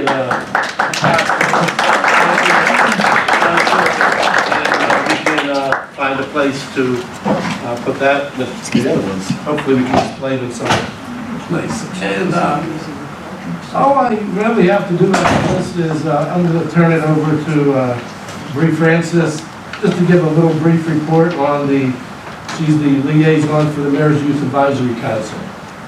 And there's some things that we got, planned. There's a meeting tomorrow and so forth. So Saturday, April 16th was scheduled to be a cleanup at Woodhill Park with Munhall softball for the opening of their season, and that was canceled due to weather. But tomorrow, April 20th, there is a meeting at Steel Valley High School at 2:40. If any of the council members would be interested in going, that is obviously more than open. Saturday, April 30th is Munhall softball's opening day. I have to confirm on a time, but it's either 10 or noon. Softball's 11 o'clock. Oh, never mind. Okay, right in the middle. What was that date? April 30th, and it's a Saturday. And then the next day, Sunday, May 1st, is the cleanup day at Troutman that was discussed at the last council meeting with Steel Valley Baseball, just kind of get everything ready for their opening day, help them out a little bit. And yeah, that's all. Thank you. Are you done, Mayor? I am, thank you, Mr. President. Borough Solicitor? Thank you, Mr. President. I want to talk about an important concern that probably most citizens in Munhall and the neighboring communities have become acutely aware of, and that is the railroad track crossing on East Waterfront Drive that runs from the tracks into what is now Bristol Metals. Anyone that drives that way accessing the waterfront on East Waterfront Drive in that portion of Munhall certainly crossed over that and seen it's very dilapidated and become quite dangerous. And that has not gone unnoticed by this council and the mayor. We've been taking action on that together with the COG. And the reason the COG is involved because all of the roads in the waterfront are part of a organization that was formed TIF ended approximately 3 years ago, and it's known as the Waterfront Maintenance Committee, and there's a Waterfront Maintenance Fund. So this ensures that the three communities, Homestead, West Homestead, and Munhall, work together to preserve the asset that we have on the waterfront, and specifically all of the public roads that travel through there, the infrastructure, the lighting, things of that nature that are owned by the three municipalities. There's a fund, and any expenditures are approved by the three municipal councils. There's actually one person represented in the same meeting. So this was brought to the attention because it's on a road in Munhall, but it's part of this waterfront maintenance area, the geographical footprint. We brought it to the attention of COG, and Lewis is the director of COG, started researching, and COG has its own solicitor to try to find out who owns this track. We can't just go in there and tear these tracks out, which we'd like to do, because some railroad has ownership rights in those tracks, even though they're clearly abandoned. They connect to a spur that's along the tracks that leads to nowhere. It probably served U.S. Steel when U.S. Steel was down there many decades ago, and it's of no use to anyone now, but we don't have a legal right to just go rip that out. There have been repairs, but they're ineffective, they don't last. If you've driven over it at any kind of speed, you can certainly blow out a tire. We know it's a bad situation, and we're giving it our immediate attention. we've had difficulty in the research locating the ownership of that right-of-way where the tracks are located. And what we've determined is, in order to get the legal right to tear out the tracks, because that railroad may no longer be in existence, and it's difficult to determine who has acquired those rights, we need to go through the PUC, the Public Utility Commission, which regulates all railroads. So we're already on this. The COG solicitor has already prepared the petition, because this is part of, again, the waterfront area. The petition's being prepared. In the meantime, we're looking at a temporary solution. We're getting bids to put steel plating over the crossing as a temporary solution to try to reduce the hazardous situation. So I wanted to let the public know that it's an urgent situation. It's getting immediate attention from this council, this borough, and also the COG as the administrator of the waterfront maintenance fund. So that's the update on that, and hopefully we'll have more to report on that in the near future. My other items are primarily litigation and personnel, some of the things we discussed. So that's all I have for this evening. Thank you very much. Borough Engineer? I'm Courtney. I know Colin's usually here, but I'm representing Hatch tonight. Everyone from council should have a copy of the engineer's report. And I know Colin was at the workshop, I believe last week, and he went over a lot of the ongoing projects and different updates. At that time, I just wanted to provide a quick update on the multimodal grant project. The borough got a grant for $300,000. 50% of that is reimbursable, and so their borough would be responsible for about $150,000. So in light of that, based on the estimated cost of the project, Hatch is working with the state to see if there's an opportunity for additional funding, additional coverage, additional reimbursement for some more paving work outside of this building, along Raymond Bodner Way for parking and things like that. And I think that's my main update for tonight. If there's any other questions for me or for Colin, So could you introduce yourself again? Yes, I'm sorry. I'm Courtney. I am a junior engineer at Hatch. I've been working on projects with Colin for the borough for, I guess, a year and a half now that I've been with Hatch. So I'm just kind of here to represent Hatch and Colin for these meetings. I think I came last month, I guess. Right. And kind of sat in and watched. So, yeah. Thank you, Courtney. Public Works Chair, I'm going to, and Supervisor, so I'm going to give the floor to Kevin for a minute. Kevin, Mr. Rondo's been very ill. He's sitting next to me, but he's ill. And he's been out of it a little bit. He's working on a project that's dear to him, so I'm going to give him the floor for a couple minutes, and then we'll switch to Bob Weiss. So the first question I'm going to ask Bob, the monument on Kennedy Park, that escutcheon that's missing, how many years? Ballpark? 10. So that's one of the highlights of the monuments in the borough of Munhall, and somebody pried off one of the escutcheons off the side of the monument 10 years ago, and because it was made out of bronze. So that sort of bothered me from when I found out about it, that it was missing. So there's a gentleman in Finleyville that actually does this stuff for a living, and what he does is he salvages and removes and saves stuff like that from other monuments. So I had called him up today, and probably within 5 minutes, him and I were the best friends. He wants to work with us. He says he will do whatever it takes. He will look. I had to fax him some, or send him some pictures of what I saw down there. I took measurements of it, and he's going to look through his stockpile stuff to see what he has on hand. So being that there's 4 of the same pieces down there and one of them's missing, it would be kind of ludicrous to try to put all 4 of them up. So leave 2 of them the same, take the oddball down and put 2 different ones up, whether, wherever he got them. But I did find out, and the guy says he is willing to work with us.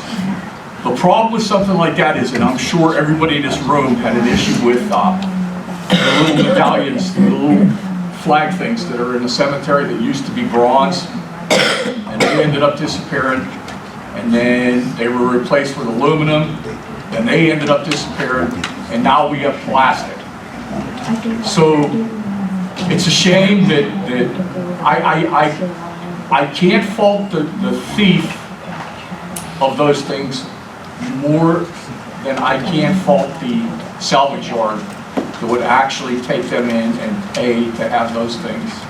Like, well, here's 20 bucks for the, I mean, that's literally terrible, you know. So this gentleman, like I said, great guy. As soon as he finds out if he does have something for us, he's going to give me a call, and I know that I spoke with Councilwoman Fry. She says that she would be willing to go with me to this guy. Like I said, he said Finleyville right up the road, to see what he actually has.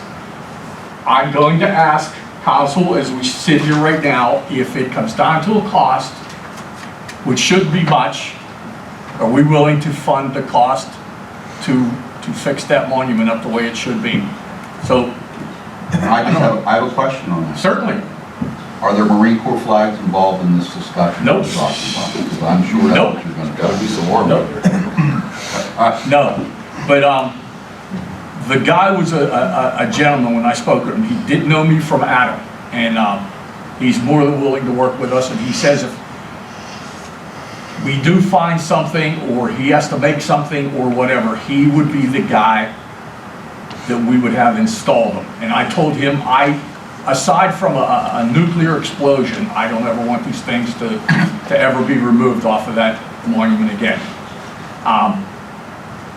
Today's day and age, you're seeing a lot of military stuff disappearing, statues and monuments and stuff like that. And as long as I'm on the Veterans Committee and stuff like that, I'll be damned if I'm going to let that happen to our monuments in this borough.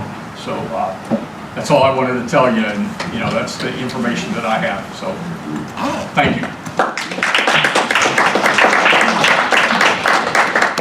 Bob Bicey, do you have anything to add to the Public Works positions?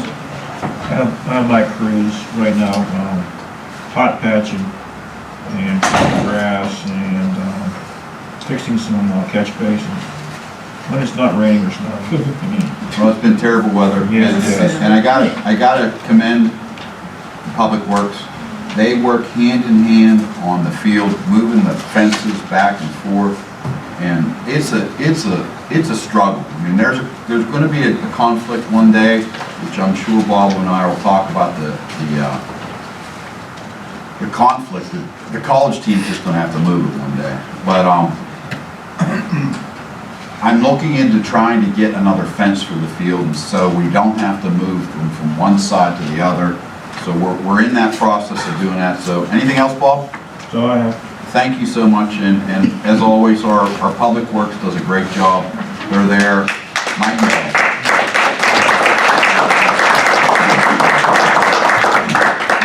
And that leads me to our police chief. Chief, you have the floor. Thank you, Mr. President. We answered 536 calls for service for the month of March. We arrested 45 people, 33 were adults, 12 were juveniles. We wrote 25 non-traffic citations and 27 traffic citations for the month.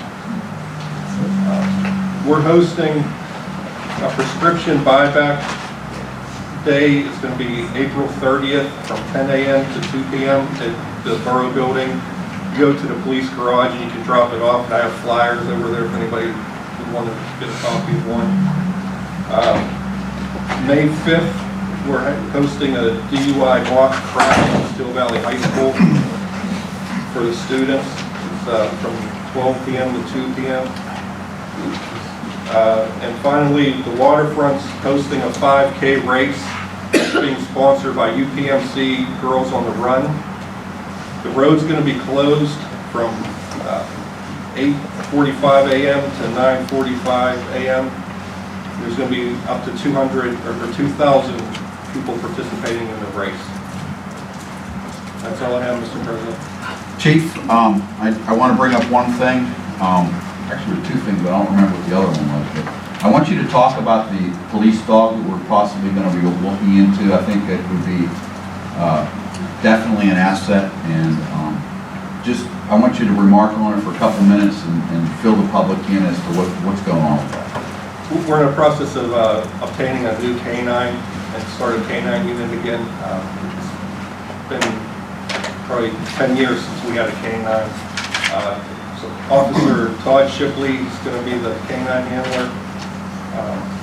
The dog's going to be patrol and narcotics. And we're picking the dog, I believe it's May 4th. Training starts May 9th for the dog, and then Shipley will start training June 20th, and it's a 6-week program. And then he'll be out on the rest. I just welcome to have at our meeting, right? So Chief, can you elaborate on something that I know you talked about before? And I don't know if you've started or implemented this process yet, but I know that you were talking about breaking the borough up into 2 sections. Are you doing that now? Not currently, it's in the process. In the process. Thank you. When you start that, would you announce at the next meeting, Sure. the meeting you do that, so the public can know that you're changing their policing patterns a little bit? Sure. Thank you. What type of pattern? Just breaking the borough in 2 zones, the north zone, the south zone, and we're going to assign officers to those zones just for better coverage. Instead of having 3 officers all over the borough, they could be all up in one area at one time, so we're going to separate it so they're in their own areas. Thank you, Chief. Chief, did you say control or patrol as well as narcotics? Patrol. Patrol. Yeah. What exactly is? Crowd control, just every day, you know. Football games. Basketball Answer calls, building searches. Yeah, we'd also like to see them, when we do get the dog, to bring it down. If there's a game at Woodhill or a game at Troutman Field, bring it down, walk the dog around a little bit. You know, introduce it to the people, even if it comes down to being up on Main Street, taking it for a nice walk down Main Street. I know there's a couple places on Main Street that give dogs biscuits. We're not sure yet, we have to pick it, it's either going to be a German Shepherd or a Malinois. Okay, Finance Chair? Randy? Actually, Bill, we're going to do a 2-parter. Okay. So I'd like to let Bill kind of take over, and I want to tell you all, he is working endlessly to get our finances, so they're explained. We have no idea. Okay, we have a couple things. Usually what has been reported in the past is a total number, okay? Not all the money's the same, okay, because it can be spent. So our total bank balance, okay, is $806,538.42. Our general fund is what is the key thing that we have here. And that is used for payroll and expenses and all those things. Right now, that is at $343,869.68.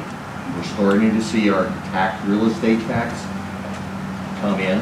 Okay, so we are, so it takes basically the borough to run every month about $400,000. Okay, to run the borough between expenses and payroll, and obviously from an income standpoint, there's about $11 million in real estate taxes taking a very large part of that, which are about $4.5 million.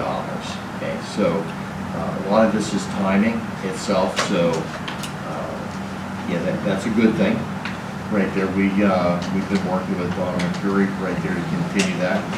Message to all you, pay your tax before May 31st, you get 2% discount, so that's a good part. So we expect, we have another deposit tomorrow, so it'll be about $530,000 in the general fund.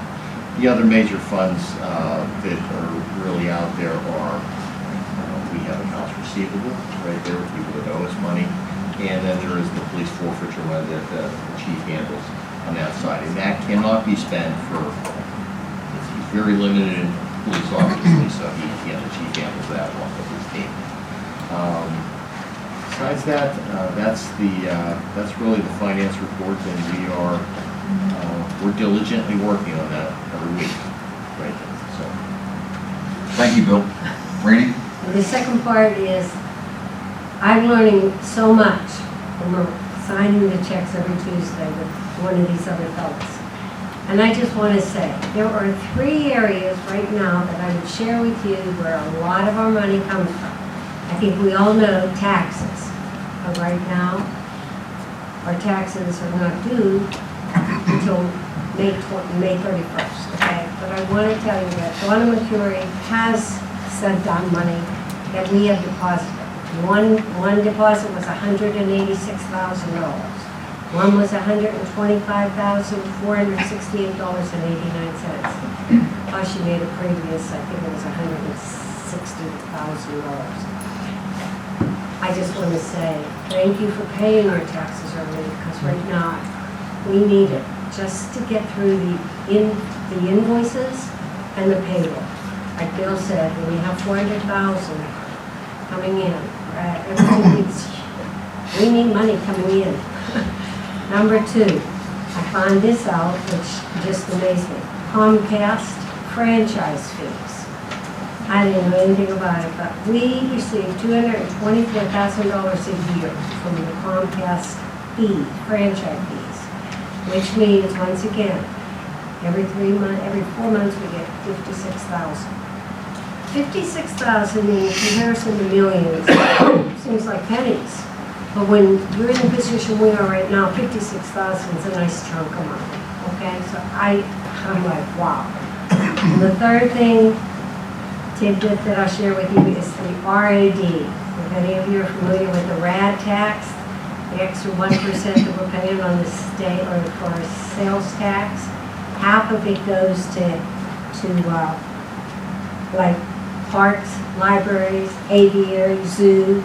Okay, Port Authority gets some. The sports team gets some. And the other half comes to all the municipalities. And I just want to share that since January, we have 1 payment per month, I'm finding out. These payments, I'm like, whew, there we go. January, we got $49,737.51. February 9th, $61,760.59. March, $48,096.75. And this month we got $45,766.89. In 4 months from the Rad Tax, we have received $205,361.74. To me, that's phenomenal. God willing, it'll keep coming in, and at this rate, we will have gotten approximately $616,085.22 by the end of the year from the Rad Tax. I just think that's commendable. And I realize our taxes are the majority, but as Bill and I every week are talking for hours saying, oh my Lord, how are we getting this? It's these dribbles that are not just $2. We're talking $1,000 or $50,000. It adds up and it helps. And the other thing I do want to say is, last week at the workshop, Mr. Brennan mentioned about having the finance meetings open to the public again. And I totally agree. And so I will be talking to Becky, if God willing, we would start May 3rd, which will be the first Tuesday. We have to publicize it in the paper first. And we will go for the first Tuesday of every month here in this building, and at 6:30. And it is open to the public. And you can come, and with each month I will have more and more. I could share with you a few of these figures. I would like you to ask me questions and Bill questions, and we're just going to try to answer any questions you ask. Thank you. Thanks for your transparency. We're trying. We're trying. Sewer Authority? Oh, it's good for the fire chief. Oh, did I miss the fire chief? I did miss the fire chief, I'm sorry. I missed, I called the finance chair up before the fire chief. We're not gonna call the fire chief tonight. Let's have the code enforcement officer first. You have a copy of my report, I'll briefly read it to you. March and April is a slow month for me. Phone calls, 253 phone calls, emails, 110, building permits issued, 7, occupancy inspections, 29, door hangers, 2, code enforcement letters sent, 5 for accumulation of garbage, 3 for roofs and drainage, 1 for a sidewalk, 1 for a motor vehicle, 1 for an accessory structure, 1 for a driveway, 1 for a plumbing system hazard, and 1 for ordinance 1506. Lien letters sent out, 14. Meetings attended, 9. Court hearings, 2. Reports that I had to issue were 3 for this month, and the other matters I dealt with were 4. Are there any questions for you? Any questions? Okay, all right, fire chief, I gotta get back to you. Go ahead, I'm sorry. I don't have a whole lot to report, Mr. President. We had 38 calls last month.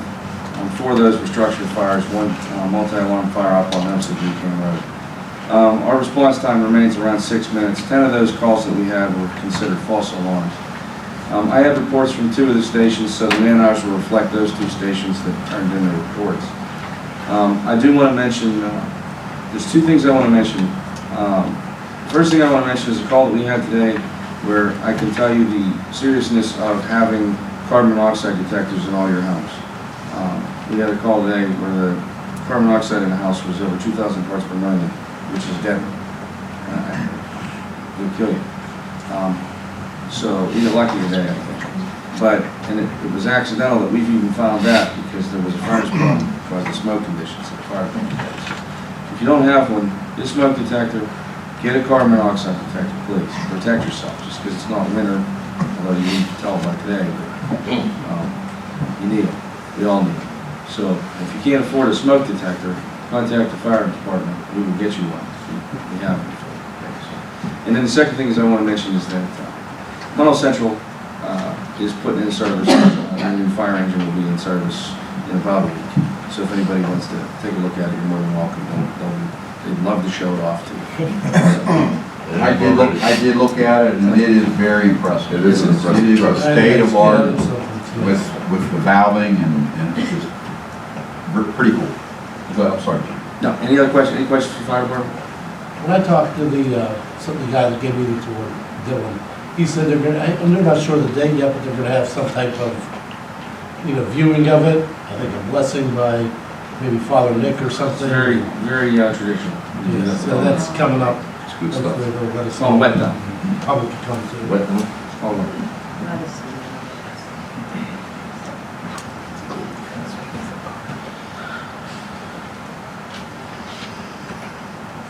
Okay, so what do we? Thank you. Our meetings are the first Wednesday of every month at 6:30. We have been doing them online, and that login is advertised, and of course anyone's joined into those meetings.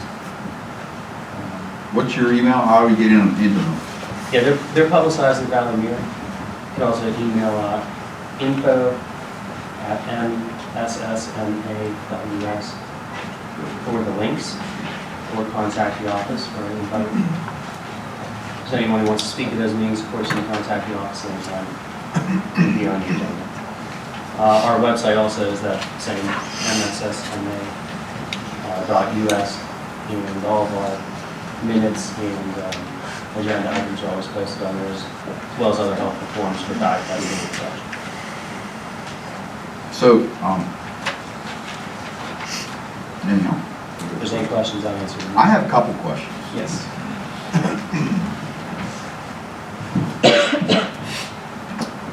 How much rent did you pay at the Borough? We paid, I think, $1 originally. And what utility bills do you pay there? We paid other than our internet connection. So why would you want to pull out of our building and do that?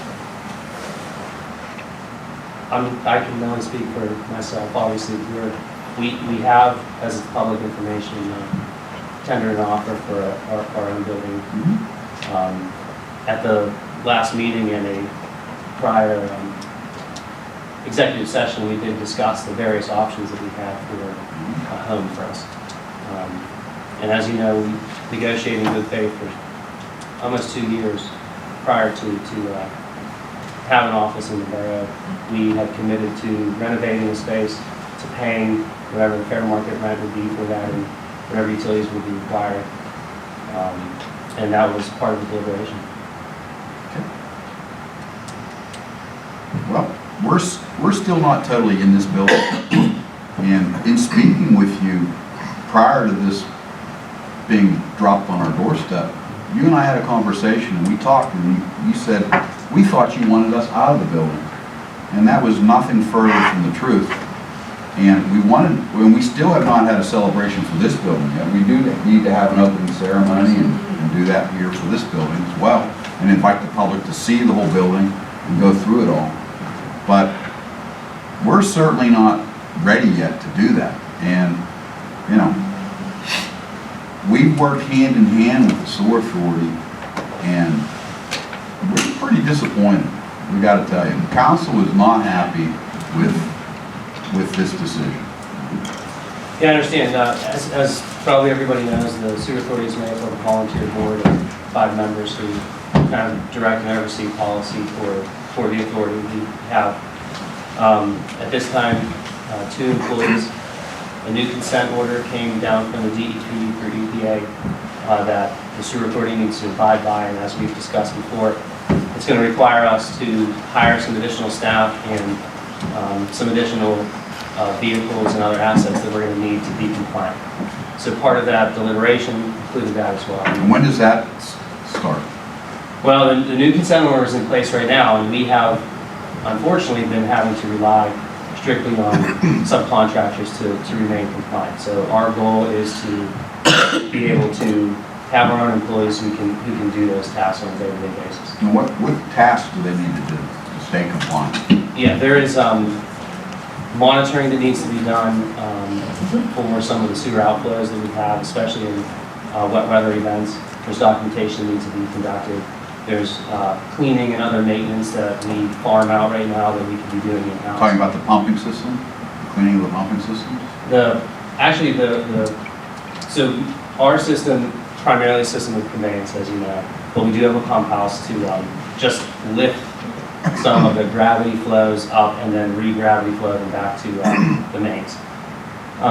We right now have an agreement with West Midland Sanitary Sewer Authority to maintain the pump station because it requires some specialized equipment and certifications, which, you know, again, we don't have. That will not be part of the initial tasks that the field personnel will accomplish because, again, we have an agreement in place and that's being handled.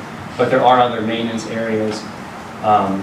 For instance, right now, we're just finishing up with about 6 months of camera inspections. We're required to inspect the entirety of the system.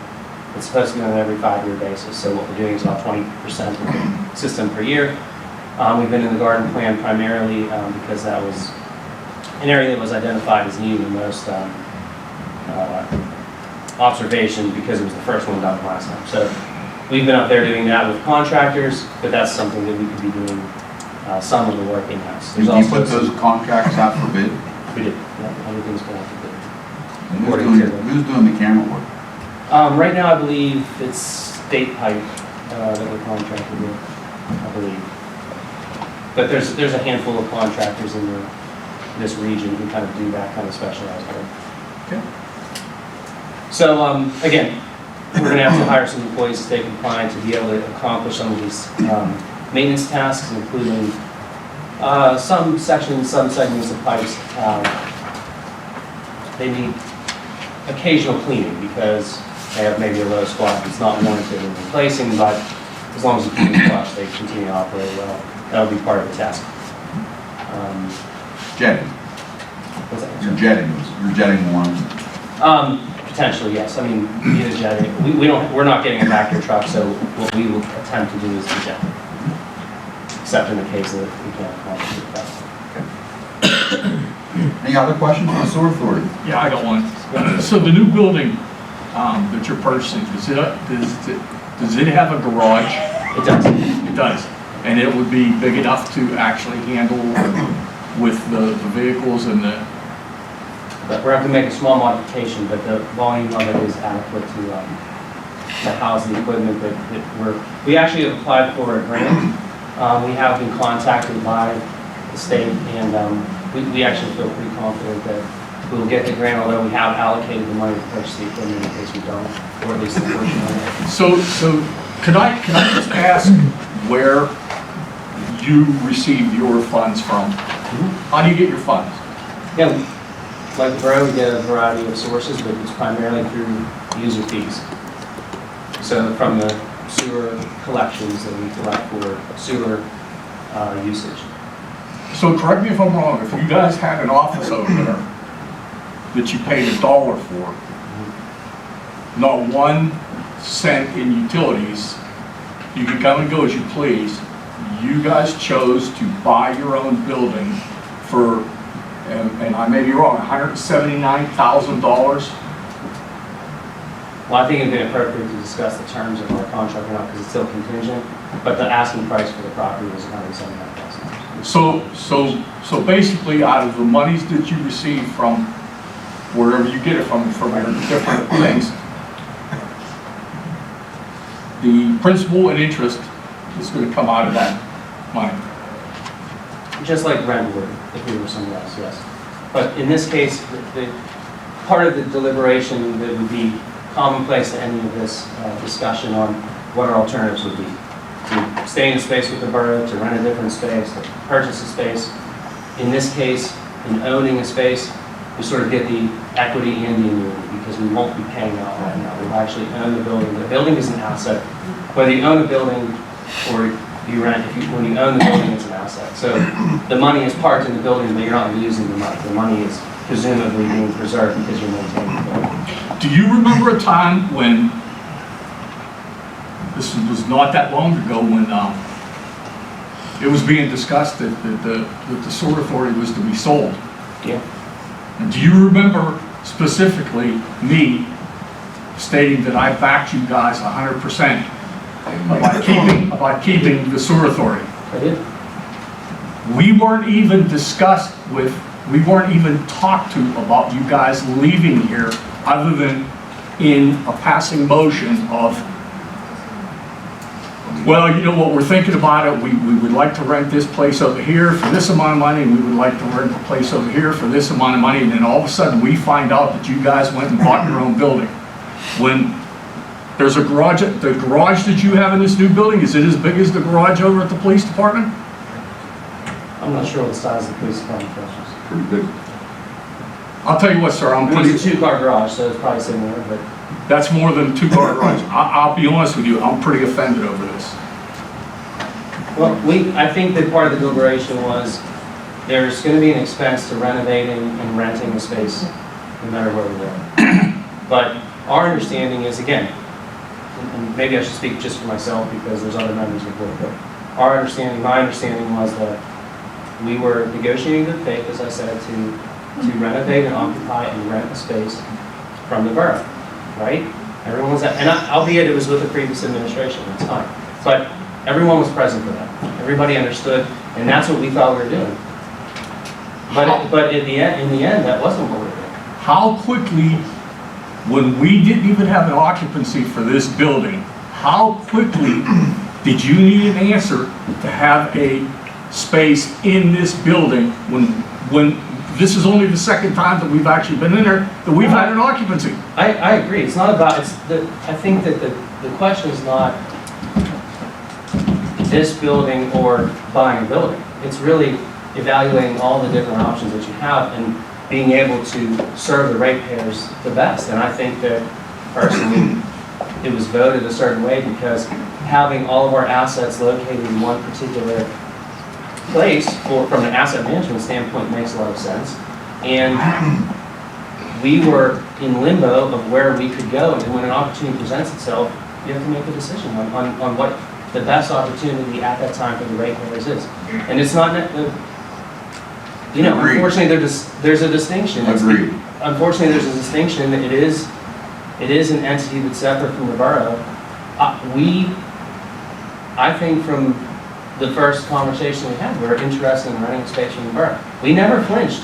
We didn't try to renegotiate what we thought what we would end up with, even though it was less than ideal. I mean, it didn't tick off all the boxes to be in this building. It doesn't to stay in the other building.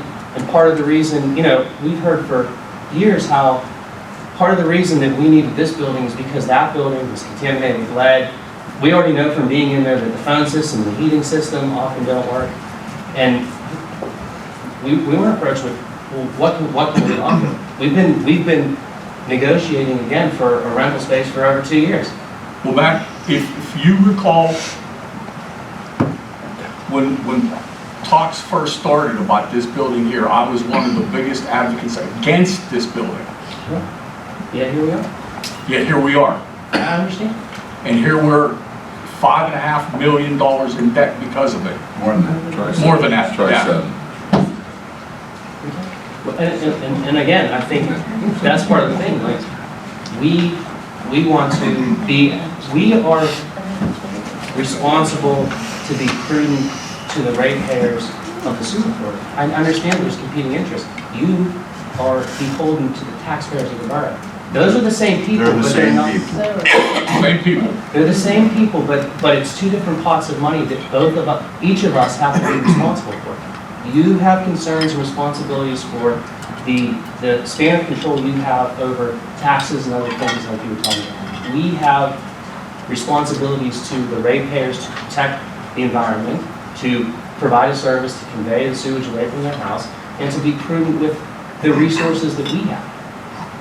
And that's how we ended up with the situation. I understand that they're not always in alignment 100%. I wish that we could have, probably come to a better understanding, or maybe the timing was poor, but.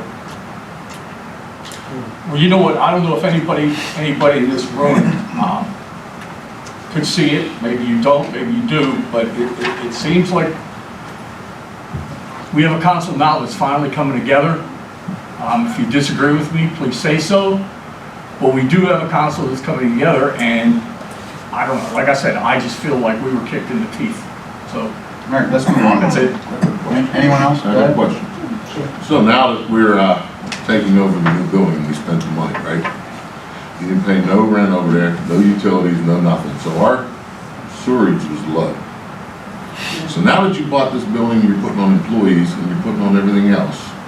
Now the sewerage bills are going to go up for the people because somebody got to pay for all this. You're right. So what's the difference in us getting rid of the possible problem of the sewer and selling it to PA Water? Because I was against it. But if we sell it to them, they're going to raise our rates. But now you just did what you did, and now you're going to raise our rates. Well, we actually have, aside from the purchase of the building, which again is an ongoing asset. Sure, it appreciates, but that building, as long as it's maintained, will maintain will preserve the money that we spent on it. Aside from that, we're saving the money that we would otherwise pay in rent. So in this case, we're back to zero in, say, 6 or 7 years, as opposed to an ongoing $25,000 or $30,000 rent payment forever and ever. So according to that argument, we're in the better for doing it for this one. That's not specifically why we did it. That's what you think. But you paid nothing here. You didn't pay no rent here. You didn't pay nothing. Well, we haven't paid any rent before, although we have offered to do so, but that was a previous arrangement before any. You also didn't have to pay utilities, and I told you on that phone call. Right. Why don't you take over the police department, because Jackie said she wasn't safe being in the borough building by herself. Well, our understanding was that we would be obligated to pay rent, to pay the renovations. That was never discussed. That was discussed, that was the ongoing discussion, like I said, for a couple of years. With us? That's what I'm saying. This is now. Yes. Mr. Brennan sat in on those meetings, am I right? No. As mayor. As mayor, I didn't sit in on those meetings. You didn't attend the meetings when previous, we met in the club room in the other building to discuss this? Yes, we were there. You did. I don't remember. But that's okay, that's fine. It's irrelevant. You guys have decided what you're going to do. And how long do you think you're gonna be there? How long do you think you're gonna be there? Honestly. I get nothing from being on the I sewer know you authority. don't. I get nothing. I think I take it back. I get a hand from legal tax I services. think that you do a great Which job. which I claim on my disclosure. That's all I get. And I can buy my own. Please. So I don't. I think you do a great job, and please don't insult me, I'm trying to talk to you. I sat here and listened to you. I think you do a great job, a commendable job there. But honestly, 5 years from now, I don't see you there. I don't see you in that position. Who's gonna take that position? I don't know. There's questions about that, honestly. Yeah, it's not 5 years, but I think I'm 2 years into the 5-year term, so it's only 3 years. Whatever, I mean, I think you do a great job there. I'm not saying you don't, but that's not the issue. The issue is what you said earlier, the tax, the ratepayers. Right. And the rate's gonna go up because of that building, you watch. At least for the next 5 years. Well, exactly. We don't have it, that's an unfunded mandate. We have to have the employees and equipment. We don't have a choice. Just like you don't have a choice, like you have to pay the roads. We have to provide the services. Do you pay a penalty because you don't have that now? But we're paying a premium because we're paying contractors to do that work. We are compliant. Does the state penalize you for not following the guidelines? No, we are following the guidelines. We are compliant. The sewer authority, just so everyone knows, was created because the borough was facing, I think it was like a $2.5 million fine because they were not compliant. So that's the reason. And this used to take up. So there's no fines on it? No, we've been compliant throughout. No, I got a question. What happens when you are gone? What happens to the building if a new council comes in and decides to sell the sewer authority? Yeah, just like anything else, the building, the computers, the vehicles, everything is an asset that is still on the balance sheet. There's no loss to it. It gets sold and that money gets contributed towards the pay down of whatever debt. Can I make one bit? Sure. One of your employees came to the meeting on March 9th, the workshop right there. It had some concerns over the new building, okay? She wasn't real specific right there on what, besides saying the space was inadequate. So, I'll just paraphrase this.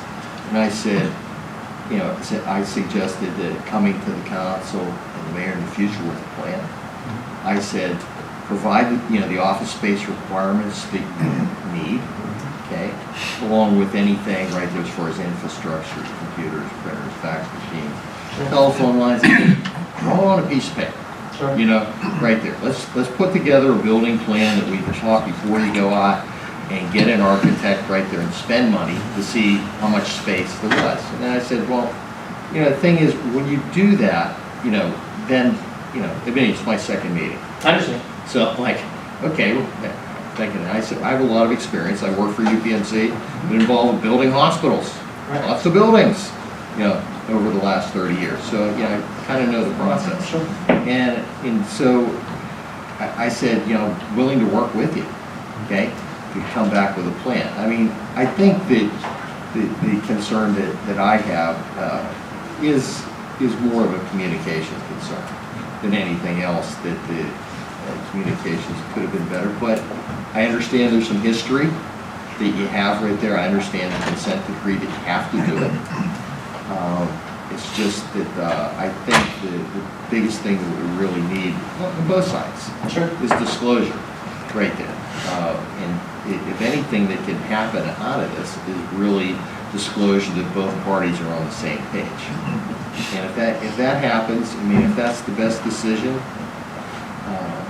and it sounds like that decision is waiting, I guess, what are the final things that need to happen for you in the building? You put a bid on the building at this point? Yes. And you understand the sensitive nature of dealing with property acquisition. So hot. And obviously there are things that have had to be discussed. And it's under contract, obviously. Okay. But there were discussions that had to happen in an executive session because of the nature of what an entity like this has to do. When do you plan to close? The closing date is set for May 31st. So it's contingent because there were building inspections and appraisals that would have to be done, of course, before. I think the other thing is, you know, there are some things in this building, so, you know, we'll need to, well, this building, the older building. Right. Right there, that'll need to be moved, records and things like that. I know you have your own internet service right there with cellular, we had that discussion, but testing it over in this building because we've got e-glass, and it won't work as well. Just e-glass right there saves you money and also does a great job of blocking signals. So I think there's two things that, at least me personally, would say is I think that we need to work a little closer together itself. And the second thing is work on the transition, you know, getting, you know, the stuff out of the old building into the new building. And hopefully that we can have a better partnership in the future. Yeah, I'm totally open to it, and I didn't feel that we had a terrible partnership. I mean, I trust that you guys are doing the best. Like I said, it was my second meeting, as well. so what I saw was basic, an individual came, you know, they were a little emotional, they weren't happy with what was being provided. We said, well, you know, my message was, well, what do you want? Okay, what are your requirements? It was brought up right there about a garage space. I said, oh, what, inform me, what do you plan to, oh, we're gonna hire staff. We're gonna need trucks. We're gonna need this. Okay, great. Tell us what your requirements are, okay? And you know, perhaps it didn't get back to you, maybe it did, I couldn't say. But that's my really only comment there to that. So you say the subcontractors you're using right now are keeping you in compliance, correct? So right now you're doing the subcontractors and you're keeping in compliance, so we're not getting fined. But you're also keeping the cost down. When you start buying trucks, there's workman's comp, there's insurances, there's taxes, there's vacations, there's health work, there's health care. Come on. You're gonna end up raising our sewer higher than what it is right now to make sure that you pay for that. Well, we have actually budgeted, we have been anticipating this most recent consent decree for, actually before the program starts. So we have been budgeting for those items are budgeted. But what you're not understanding me, when you do a subcontract, I've been a subcontractor. Yes. So when you do subcontractor, I have salesmen that run a business, they have no expenses because they use subcontractors. Well, so you have, let me finish. You like to butt in on people here, buddy. I hate to tell you that. But when you do the subcontractor is responsible for the insurance, for the liability, the workman's comp, his vehicles and all that. Yeah, you pay a little bit more, but eventually you're going to save money in the long run. That's why people use subcontractors. So if you open up that and you're going to put all these people to work, well, where's their vacations coming? Where's their health care coming from? Did anybody think about that? Of course. I mean, we are paying a premium right now to bring in subcontractors because the subcontractors also have all of their expenses, all these same expenses you talked about, plus overhead, plus profit. We don't make a profit. We're not adding a profit line. It's the same argument we have with Pennsylvania American coming in. They have to add a profit line. Subcontractors have to add a profit line. So when we have in their profit line, there's no other expenses. They have all the same. For you, because you're going to have all that stuff. That's true if we only use the subcontractors, say, part of the year. But we're getting to the point where we have the subcontractors year-round because of all of the work that's needed to be done. So we're paying a premium. Okay, now you're going to hire crew, you're going to hire foremen, right? All that stuff, you know what I mean? And who's going to keep our hours and stuff? Who's going to take care of the bookwork and do all that? We, over the past 7 years that I've been involved, we have worked diligently to improve the professionalism of the office, of keeping accurate books, of making sure that all the audits are up to date, to making sure that we're turning in budgets on time, making sure that we're filing in paperwork and reports that are needed. So we have built up the office infrastructure, that back-end infrastructure, to be able to support this. Now, we could continue to use subcontractors forever. probably. But again, we're paying a premium for that. We've evaluated it and we believe that it will not increase costs. And we don't have a choice. We are mandated for the residents to do these tasks. They have to be done. Well, what I'm thinking is maybe it'd be cheaper for us and the residents to sell the sewer authority. I've argued from day one that I'm not opposed to selling the sewer authority. As long as when we get that chunk of money, we commit, all of us commit to doing with what they thought they were going to do with it, which was to put it into a fund and use the interest off of it to pave roads or do whatever you need to do. But no one has the discipline to do that. All of the money will be spent in 5 years because we spent $7 million in this building and someone's going to pay for that. So that was our, I know, that was our argument, that was my argument from day one. And I'm not opposed to selling. Munhall's never been in debt before. Munhall has never had a debt in our life until now. That's because you created the sewer authority and we have all of that. Again, from unfunded mandates. I wasn't speaking of that debt. I understand. Can I No ask- All right, so can we move on? Can I ask one more? Go ahead.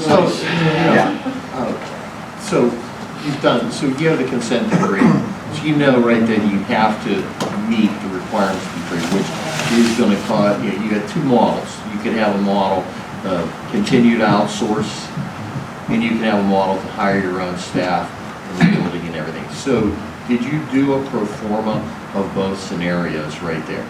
We have, yes, the engineer's model, the savings that we have, although now it's been a couple of years, but we already have the history of what we've had to pay the subcontractors. That part isn't theoretical, that part's real. We know what we paid that out, and we can project out because we know how much we have to do in the future. Now we know we have projected what our operating costs will be for the equipment because we have, again, we budgeted for the past 2 years. We don't have any real life data because we haven't gone to it, but it is part of what we anticipated. When you were looking at, before the consent decree, okay, you have this baseline, we'll call that X, okay? With the consent decree itself, what do you, just like I said earlier, it takes about $400,000 a month to run Munhall Borough. Before if it ran $1 before the consent decree, what would be after? We were under a consent decree before, so we haven't had this world where there's no consent decree. Okay. However, what we do know is that the vast majority of the rates that we collect go, again, to the system of conveyance, and the majority of those fees go out the same. Right. So on a quarterly basis, we owe between $500,000 and $600,000 when we have write a check out the same court, and that's primarily our main expense. Our budget is, I'm sorry I don't have it written exactly, it's $3.2 million we have to budget, but that includes 15% overage each year because Alkistan forces us to project a 15% overage, and actually we've been under that for nearly a year. So you would be willing to discuss the numbers with us? They're on our website. That's like anything, better conversation. Absolutely. Okay. And again, our meetings are the first Wednesday of every month. Everyone's invited, we can discuss in detail. Why are we meeting on phone still? Why can't we meet in public? Why can't we meet together? Is there a reason? It seems like everybody's getting rid of all the masks and everything else. I don't see why we can't have our meetings in person. It's a lot better, I think. This way I know who's on the other side of the table with me talking to me. Well, I don't disagree. I think everyone enjoyed having in-person meetings or something. Well, for some reason, the sewer authority is pretty much the only one that's not having an in-person meeting right now. If we can have them, everybody can have them. Yeah, we can. So let's see if we can do that at the next meeting, please. I think the next meeting already been Or then the following one. But I think after that we can, as long as we have a space to do it. Well, if we work with the borough, we'll work on that way. We'll give you a space. Thank you. That's what I'm asking. I have one question. Can I ask one question? Sure. Since the representative was here at the last workshop meeting and was talking about the space potentially in this building, was the new building that you guys are in contract with already in the works, or did that come up after that meeting? No, Because if it was in, that's what I'm getting at, Yeah. is if it was in the works at that meeting, then that the employee of the sewer authority was not honest to the council at that meeting when they said, oh yeah, we would like more space, but it's not adequate. They should have said at that time, it may not be adequate, we're considering purchasing a new building, and let it all out in the open. Because that's the purpose of supposedly the council and the borough all working together. And that doesn't seem like you were working with the council. Not you particular, I mean, I don't know any of you people personally, but just hearing it, it sounds like you are like, that person already knew, like, oh yeah, we might be buying that building, but I'm not telling them yet. I'm sorry, I don't remember I mean, as far as the workshop last. So it would have been. It was more March 9th. So no, at that point we had not. This most recent work session, yes, we have. So March 9th, you had no plan on buying a building? I don't. Well, I know I got put on the sewer authority, right? They had a meeting shortly after that, and that's where you were talking about it. So Because that's how council found out, because I was on that phone call. That's why I told council that you guys were gonna buy a building. Because I listened to everybody in there, and everybody was like, yes, we're buying the building. I'm sorry, I don't remember the date. All right. Nothing. Let's move on. Before we go into items for consideration, I have a statement I'd like to bring out. We are going to be interviewing this week for borough managers and next week for borough manager. We may have a couple other more people to interview, but we will be doing that, I believe, Wednesday and Tuesday of next week. It's important that we get that position filled. We need all the help we can get running our borough. Maybe if we had a borough manager at that time, things would have been different. Also, I have a question for the fire chief and for Dave Cannon. The fire that we mentioned about, is the fire chief still here? The fire that was on Huntsville Duquesne Road, it was a pretty extensive fire. And I don't know what the procedure is. Will there be, or is it deemed, do they have to have new occupancy permits to go in and occupy that home again? Will it have to be inspected thoroughly? And in a case of a fire, what do we do? I mean, do you go in and inspect everything after it's done? Talk to me, let me know. The fire department does not, I can tell you that. It probably would presumably have to be re-inspected. You would need an electrical inspection, because we'll pull the meter and Duquesne Light will come out and pull the meter. Before they will put that back on, you have to do at least an electrical inspection, right? So that's one right there. And I'm quite sure there was gas issues. We'll have the gas shut off, so that, as you know, the gas company's gonna wanna go back out and do it. They're gonna pump it up and do a test, right? So those things are done. As far as code-related issues, and what they do inside, that would be Boomer's side. But I look at it, when we had that fire down on Miller Avenue a few years ago, remember the rat lady? That house was gutted, completely gutted. It was unlivable. We had it taped off and all that stuff. Somebody bought that house for like $5 grand, and they put all that money into it and fixed it. So I don't think because I said at the time it should be ripped down. So I'm not qualified to make those decisions. I'm just asking what the procedure is and how. That's pretty standard. Yeah. Usually after a fire, the insurance company will go and inspect first, and then I go in after the insurance company. Okay. All right, fair enough. Okay. Items for consideration. Motion to make final payment to Frangio Construction in the amount of $21,762.50 pending final approval by engineer Colin Lampart. This payment will help the RCAP grant move forward. I need a I'd like motion. to ask a question before we move on. Certainly. Okay, my question, point A, you're representing Patch. So did the Franjo people come in on Saturday and finish the punch list? I can answer that. No, they did some of the work, not all the work. Some of the work was caulking on the upstairs roof. So it was raining, so the gentleman could not finish that. He's supposed to come back this Saturday and do the roof. But the other two, I think the other two items they did check, or they were able to work. It is a brand new roof. Just to throw something in, we have to have a motion first and then the question on the motion. I know, I just let them do it. Okay. But hopefully by Saturday, the issue corrected up on depending on the weather, because they have to do some caulking up there. So can we make this final payment pending the final inspections? Okay. So let's go. I need a motion. Does that answer your question, Ms. Fry? I just feel that we shouldn't pay the money until everything is done, because it was supposed to be done Saturday. I realized it was weather. So that's what I just mentioned. Right. That's what I'm just saying. Definitely. I think all the work needs to be done, and then the mayor gets his money. That's the only reason. So when, after the work's done, we can vote on it now to do this, and then once it's done, we can pay. Make the payment. Okay. But we can still vote on it now, correct? Correct. Well, excuse me. Or do we have The to vote? motion may have to be Changed? amended. Oh, no, it says pending final approval. Right. No, so that's fine. Right. So the money will not be released until the engineer approves it. Okay. So that's fine. I'll make the motion. I have a motion, I need a second. Second. Any questions on the motion? Question. Question?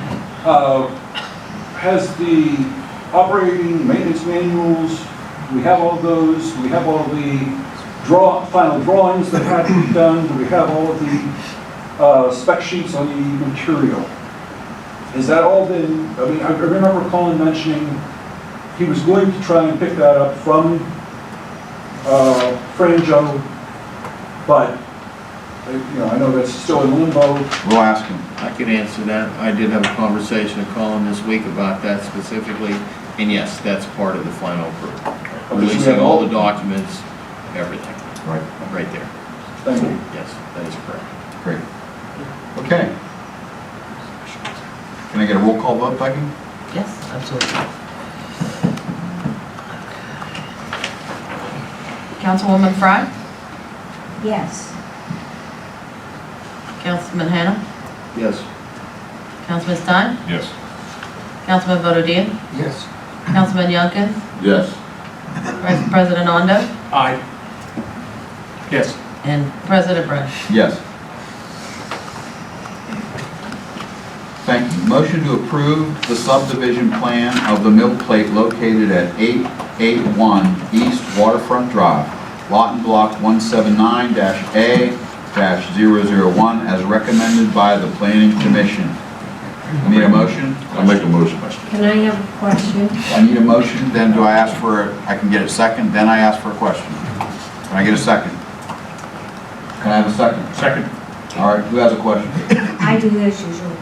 I see Mr. Cornelius here, and last week when you were here at the workshop, I asked many questions and I wasn't getting the answers. I'm hoping that the young man next to you is Mr. Sarger, That is who correct. came That's to a bring compliment. the answers to many of our questions. Sure, I can answer any questions that you would like pertaining to the building, but that has already been approved, just so you know. This is just a subdivision to separate the lots. But I will be more than happy to answer any questions that you have on the building that's already been approved. So Who approved the building? the previous council. Yeah, we've already got a grading permit from you guys. We've already got material on site, and they're already starting to work. So. Well, you don't have a building permit. No, grading permit. Right, you have a grading permit. Correct. Yeah, Not a building permit. Right, they don't have a building permit yet. But the site plan's all been approved. And if I could reiterate, the zoning requirements for this subdivision meet Munhall's requirements. So we're dealing specifically at this point with the subdivision, and I explained last week that the reason for the subdivision is for liability concerns for the property closest to the river, which would include the stormwater detention basin. So we're trying to separate the two parcels so that the building would stand alone, specifically separate than the stormwater detention basin and the property adjacent to the river itself. If I may.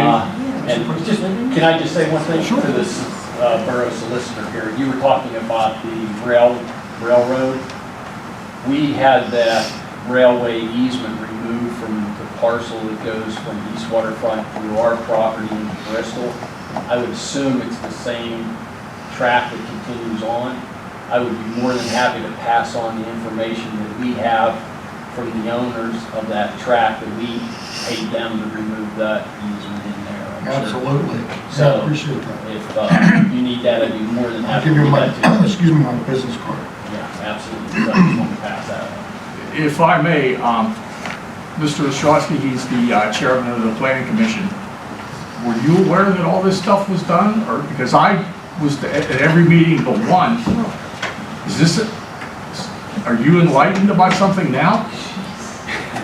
The only thing that we had was the only thing that we had was we had our Zoom meeting that we had on the original subdivision. Yes. That was approved via Zoom meeting. We came back a few months ago with the gentleman here. We went and looked at a site plan. We reviewed all of that, we went through all of that. We actually had the bike lane people come up. We discussed, hey, can we make changes? We went through that. They did, through the planning commission, we did ask for the easement before we brought it to you guys on council to make sure that all the i's were dotted and the t's were crossed, which they were.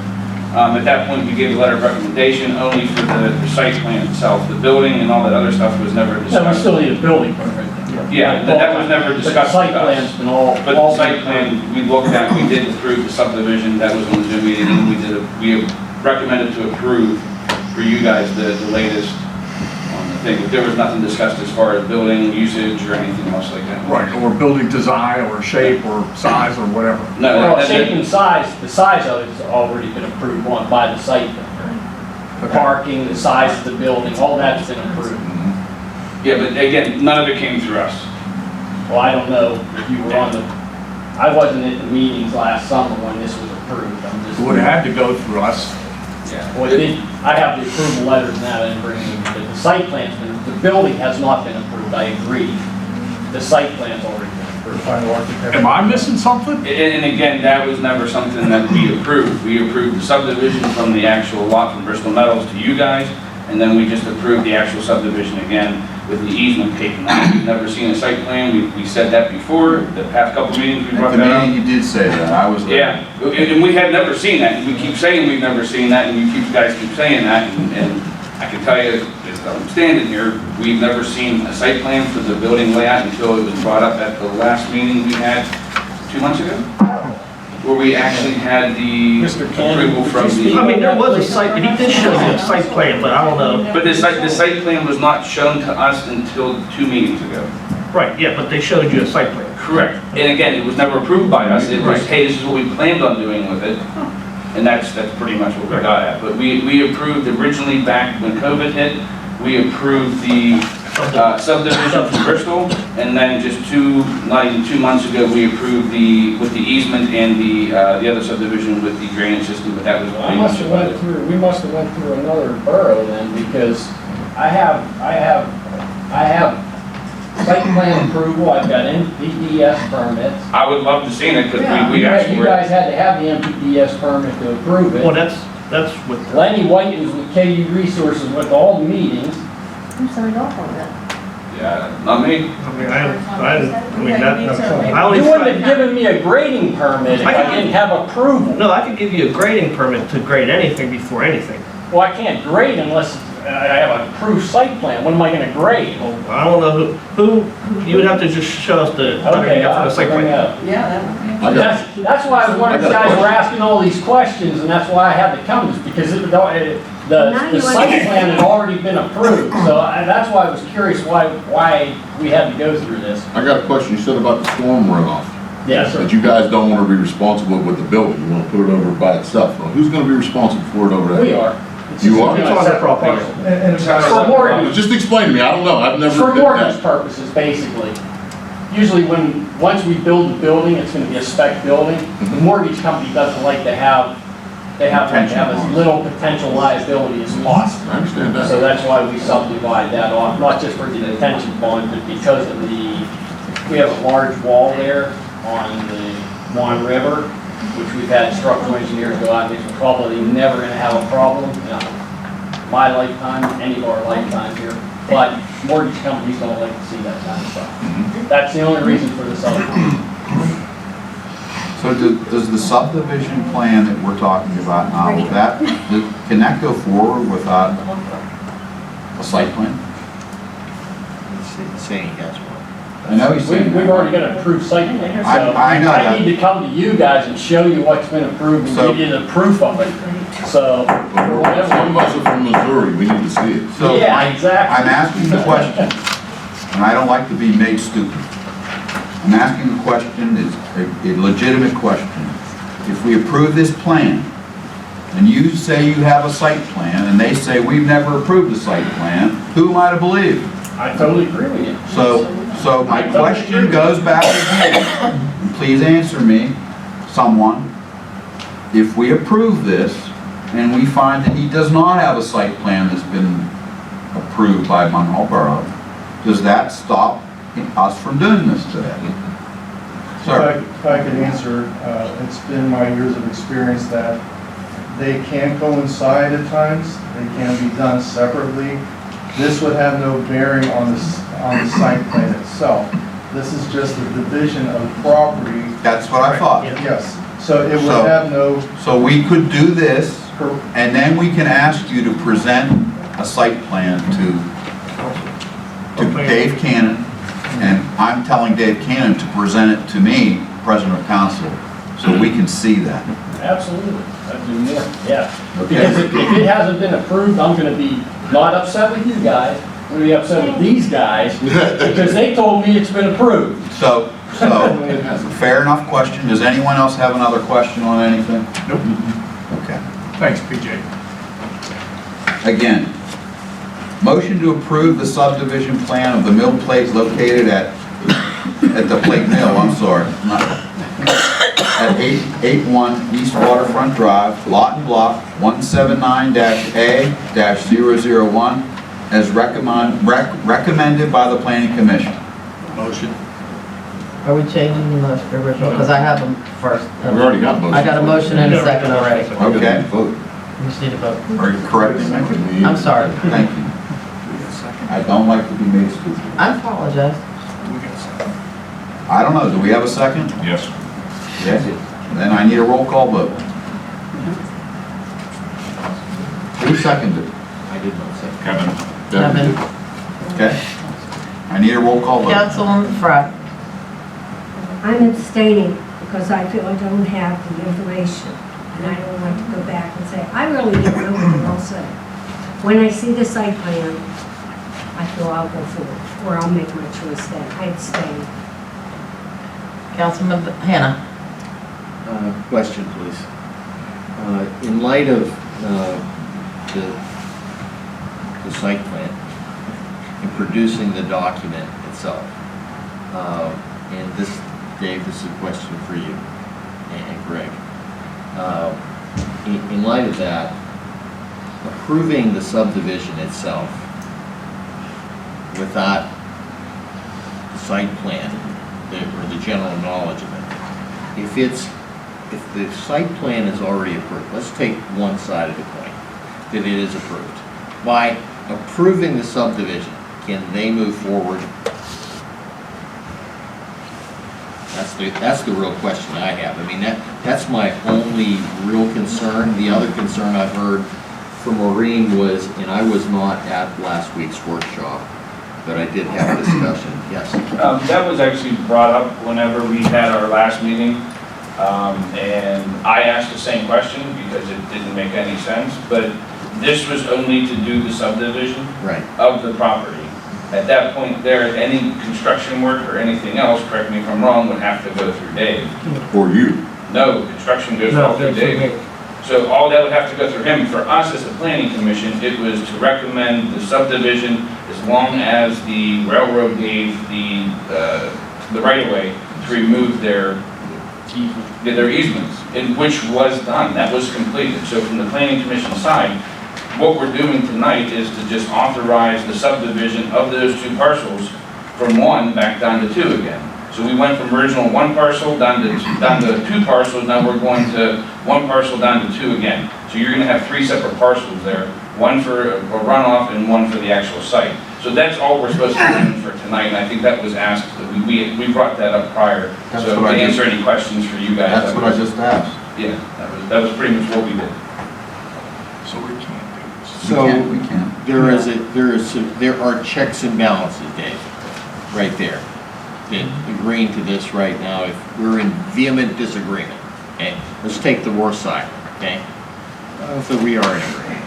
But there are controls right there. If this council is not in agreement with, I mean, if we signed off already, that's gonna be a different story. That's probably my bigger problem, is if it's already approved, I mean, if I'm sitting on that side, you know, they have a vested interest, we have a vested interest. If it's approved on their side, once we give them in, you know, can they proceed to the next step? My guess is yes. I would think yes.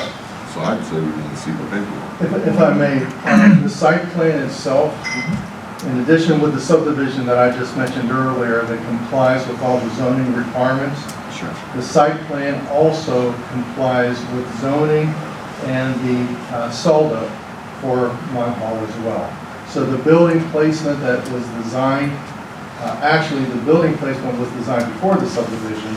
The subdivision now is a portion after the fact, so that we make sure that all the property lines have the clearance as per the ordinance. The parking is compliant with the ordinance. In fact, it's over what the ordinance calls for. So we wanted to make sure that whenever we did the site plan in the subdivision, everything was in compliant with Munhall and also Allegheny County. Well, how do you determine parking if you don't know who's going in there? We maxed out our calculations for the parking. So worst case scenario is what we put our parking in, and we actually exceed what Munhall would require under the worst case scenario. Well, see, what Mr. Hanna's asking, he's asking, if we approve this subdivision right now, what's stopping you if you have these papers saying that you can do it? But we don't know nothing about these papers, so if we approve this subdivision, you got these papers, now you start working on doing your work down there. You gotta get a building permit. We'd have to get a building permit. I'd have to get a building permit. I can't build a building, I can do the site work, but I can't build a building. I still have to come to you guys for a building. So, the But people's got building. discussion, I came back to the, Believe me, I always get permits before we do anything, sir. the question that came up. Councilman Fry and I came back after the workshop to see if the meeting was finished. So I had a discussion with one of the Homestead Council members and Maureen. And the question that came up was the road themselves. The road as in the fact, what type of vehicles were going to travel on it and what the cost would be if there was, you know, what is the actual use of the building going to be? Okay, what we're calling this is our typical flex building that we build.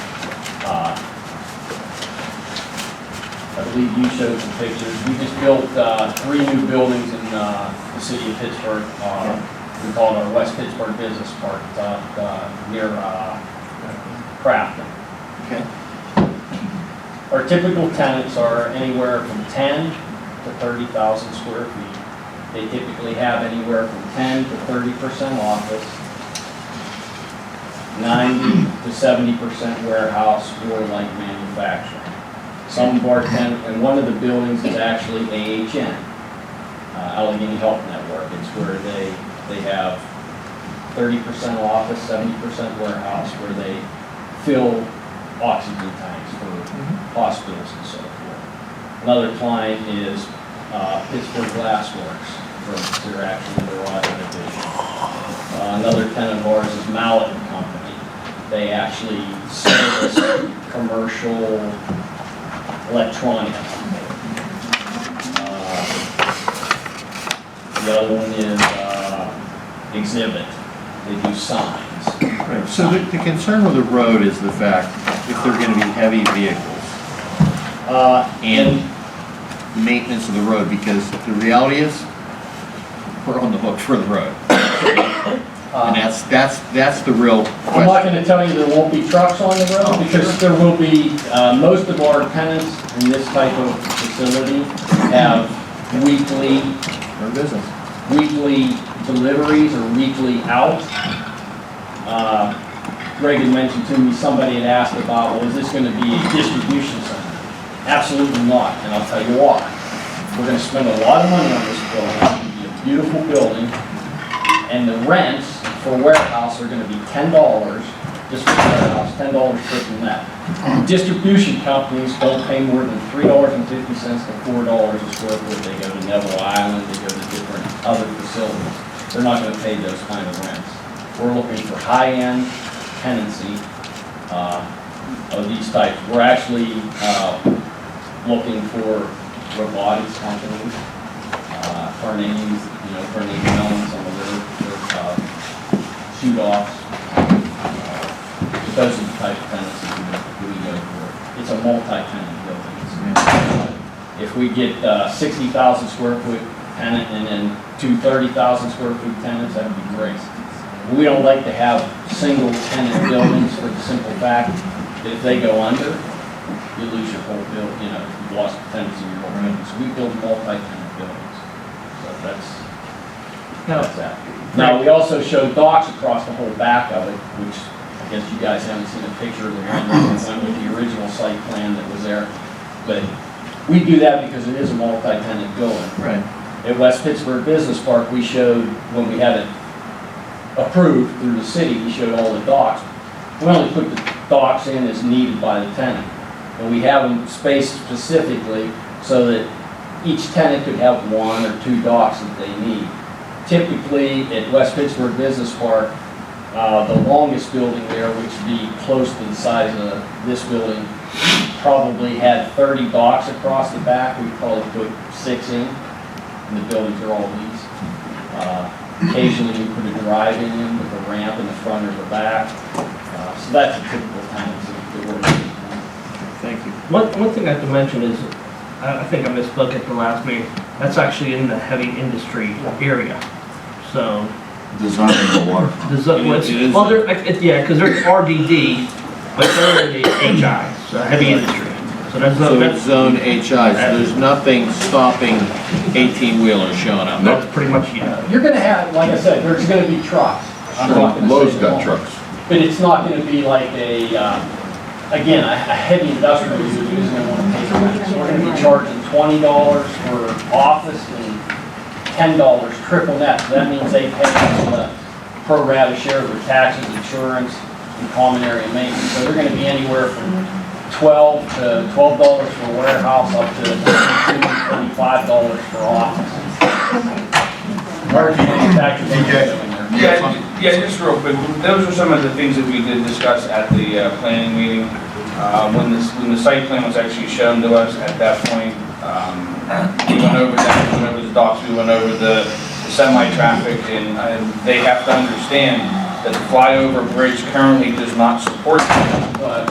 And all that traffic would be going down Waterfront Drive and up both ramps for the high-level bridge or over Amity Street crossing. That was all brought up prior, and the biggest thing that was brought up was the bike lane traffic and everyone worrying about how to rechange that.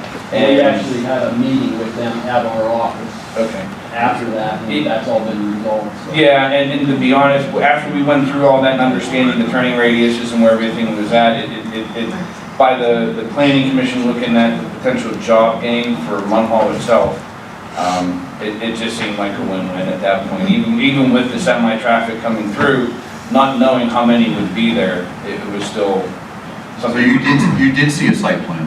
The site plan was shown to us, it was never approved for us. Who approved the site plan? That's a previous council. That would go back to. Doesn't the site plan go to the? I was gonna say. Huh? Colin reviewed all I was of gonna say, I've been trying to follow along with the conversation, figure out where I come into it, okay? I know that Hatch reviewed a site plan, and we have our letter from August when we looked at it, and the last letter that I have that Hatch had was that we reviewed it, and like you mentioned, we requested NPDS paperwork to prove that that had been, all cleared away. And then also, I think this is talking a little bit about getting sewer approvals. So the letter that I have that Hatch looked at it, that someone did look at the site plan, was that, the last thing I have is that NPDS stuff was requested and sewer approvals were requested. I don't know where it went beyond that. That's the last thing that I know. I mean, I don't know if Colin would know anything more than me, but I talked to him this afternoon and that's what and like they said, if they meet requirements, they don't have to go in front of planning because it's not conditional use. It doesn't have to go in front of council because it's not conditional use. If it meets all requirements for heavy industry, as long as the engineer and the sewer authority signs off, and then they come to me with a building permit, I have to review the sign off from the engineer, the sewer authority. I have to make sure you go through a third party to look at, review the plans, which you guys did. And then once I get all that information, I can sign off on it. The confusion is with council. Gotcha, okay, I hear the I confusion. apologize. Almost every other municipality we work in, it all goes through council. Right. So that's why you guys never saw it. Right. Our zoning is, So that's why I applaud you. yeah, our zoning is, our zoning. We're all in Yeah. No, I totally apologize because I've never gone, we Cranberry, Monroeville, Murrayville, Robinson Township, Collier, the first municipal law. I've never gone anywhere where council has no oversight. Unfortunately. So I apologize, that's why I couldn't understand why you were asking questions. Unfortunately, our zoning is pretty much outdated. They only have to come in front for new construction in an R5 area. Okay, well, I apologize because that's why I was getting upset because I'm like, well, why are you asking these questions? You guys have all seen the plans, so you haven't seen the Three of us plans. are brand new as of well, four of us are brand new as of February. Well, that's why I figured you're brand new, so you wouldn't have seen any, but none of you would have seen it, so I apologize for that, that's We my. have come for 4 years. I've been to these meetings and we've never been told anything. And then when you're sitting on this side of the board, it's like, you know what I'm talking about. So I apologize. I mean, and again, just to reiterate, from the planning commission side, Mr. Rondo's been on the board with us. The first time we heard about it, what was going on down there was the first subdivision, and that was from Bristol. And then the second time, which was just the past 2 months, was the subdivision of the new subdivision going into 2 lots. That was the only thing that we've ever heard, and that was the only thing we've ever seen, so when we were going back and forth. You clarified it, and I totally understand it. That's how we got our approvals, was based, because you guys don't do that. But again, just so that we're clear, this was only to do the subdivision of the property so they can move forward with everything. It had nothing to do with construction or anything else, so again, I don't want to delay jobs from Munhall when we're trying to clarify something. No, we're just finalizing the plans now for building, probably hopefully within the next meeting. We have all the structurals, we have all the architecturals, we're making a few more minor revisions. It's the exact same footprint that's on there, and the rendering that you guys would have already been shown. I saw plans. I don't know if I saw your rendering. company. We got. But we will be applying through David for a building permit. So, and please feel free to go on our website, the Sampson Morris Group. We're a family-owned company. We've been multi-generational. We have approximately 3 million square feet in office. Flex buildings is our mainstay. We have a small amount of retail. We just merged with Ben Sampson, the owner. His brother had the residential division. Unfortunately, he passed away 7 years ago. So We merged, so we have a lot of apartments. So you can look at all of our properties and what we do. We typically buy old buildings and renovate them. We do occasionally build new buildings. We were hoping to save that building. It was just too far. It was just too far gone. So, but I have a question. So Sure. you're building a new building down there? Yes. But you have no tenants for it yet? Nope. That's what developers do. Yeah. The problem They'll is, find a tenant. occasionally, you get lucky, and you will, these guys' competitors, Gateway Engineering, came to us. We have a site in Robinson Township and said, we like your site. Negotiated with them. We built the first building there for them. That happens once in a lifetime. Typically, we have to bring the building out, bring people come. Unfortunately, people don't have the vision that they used to at one time. You know, this is what it'll look like. So as of now, you have no tenants. So what will stop you from from, telling them they're bumpy 18-wheelers coming in. But what The was- price range. For sure. Where did you get, Well, we've done this for, Yeah. I've been in the business for 25 years. A trucking company isn't gonna pay. What's the council's pleasure? We're at a vote here. So you want to go through the roll call vote again there, Becky? Councilwoman Fry? Abstain. Councilman Hannah?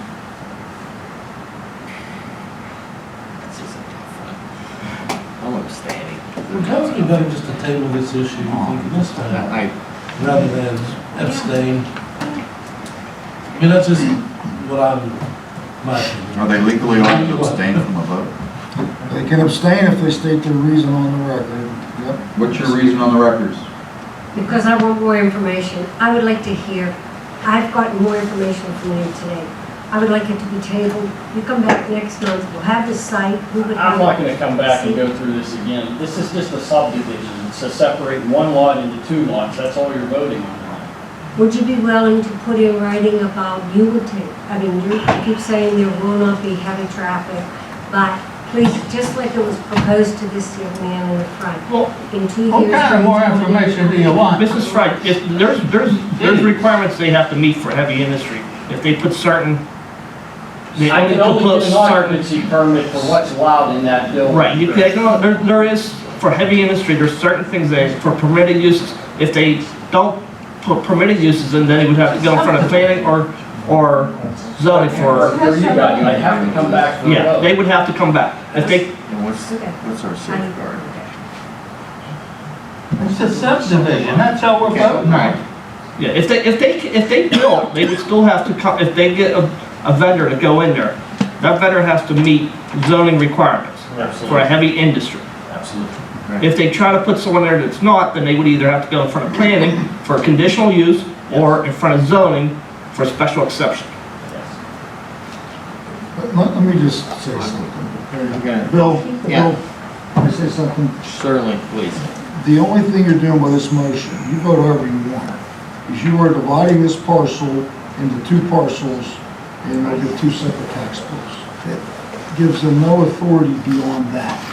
Okay? Now, obviously, the design of the subdivision, as I listen here, was based on the site plan that I know was reviewed by Colin, our engineer. I didn't see any of those things, but typically I wouldn't unless there was a legal problem.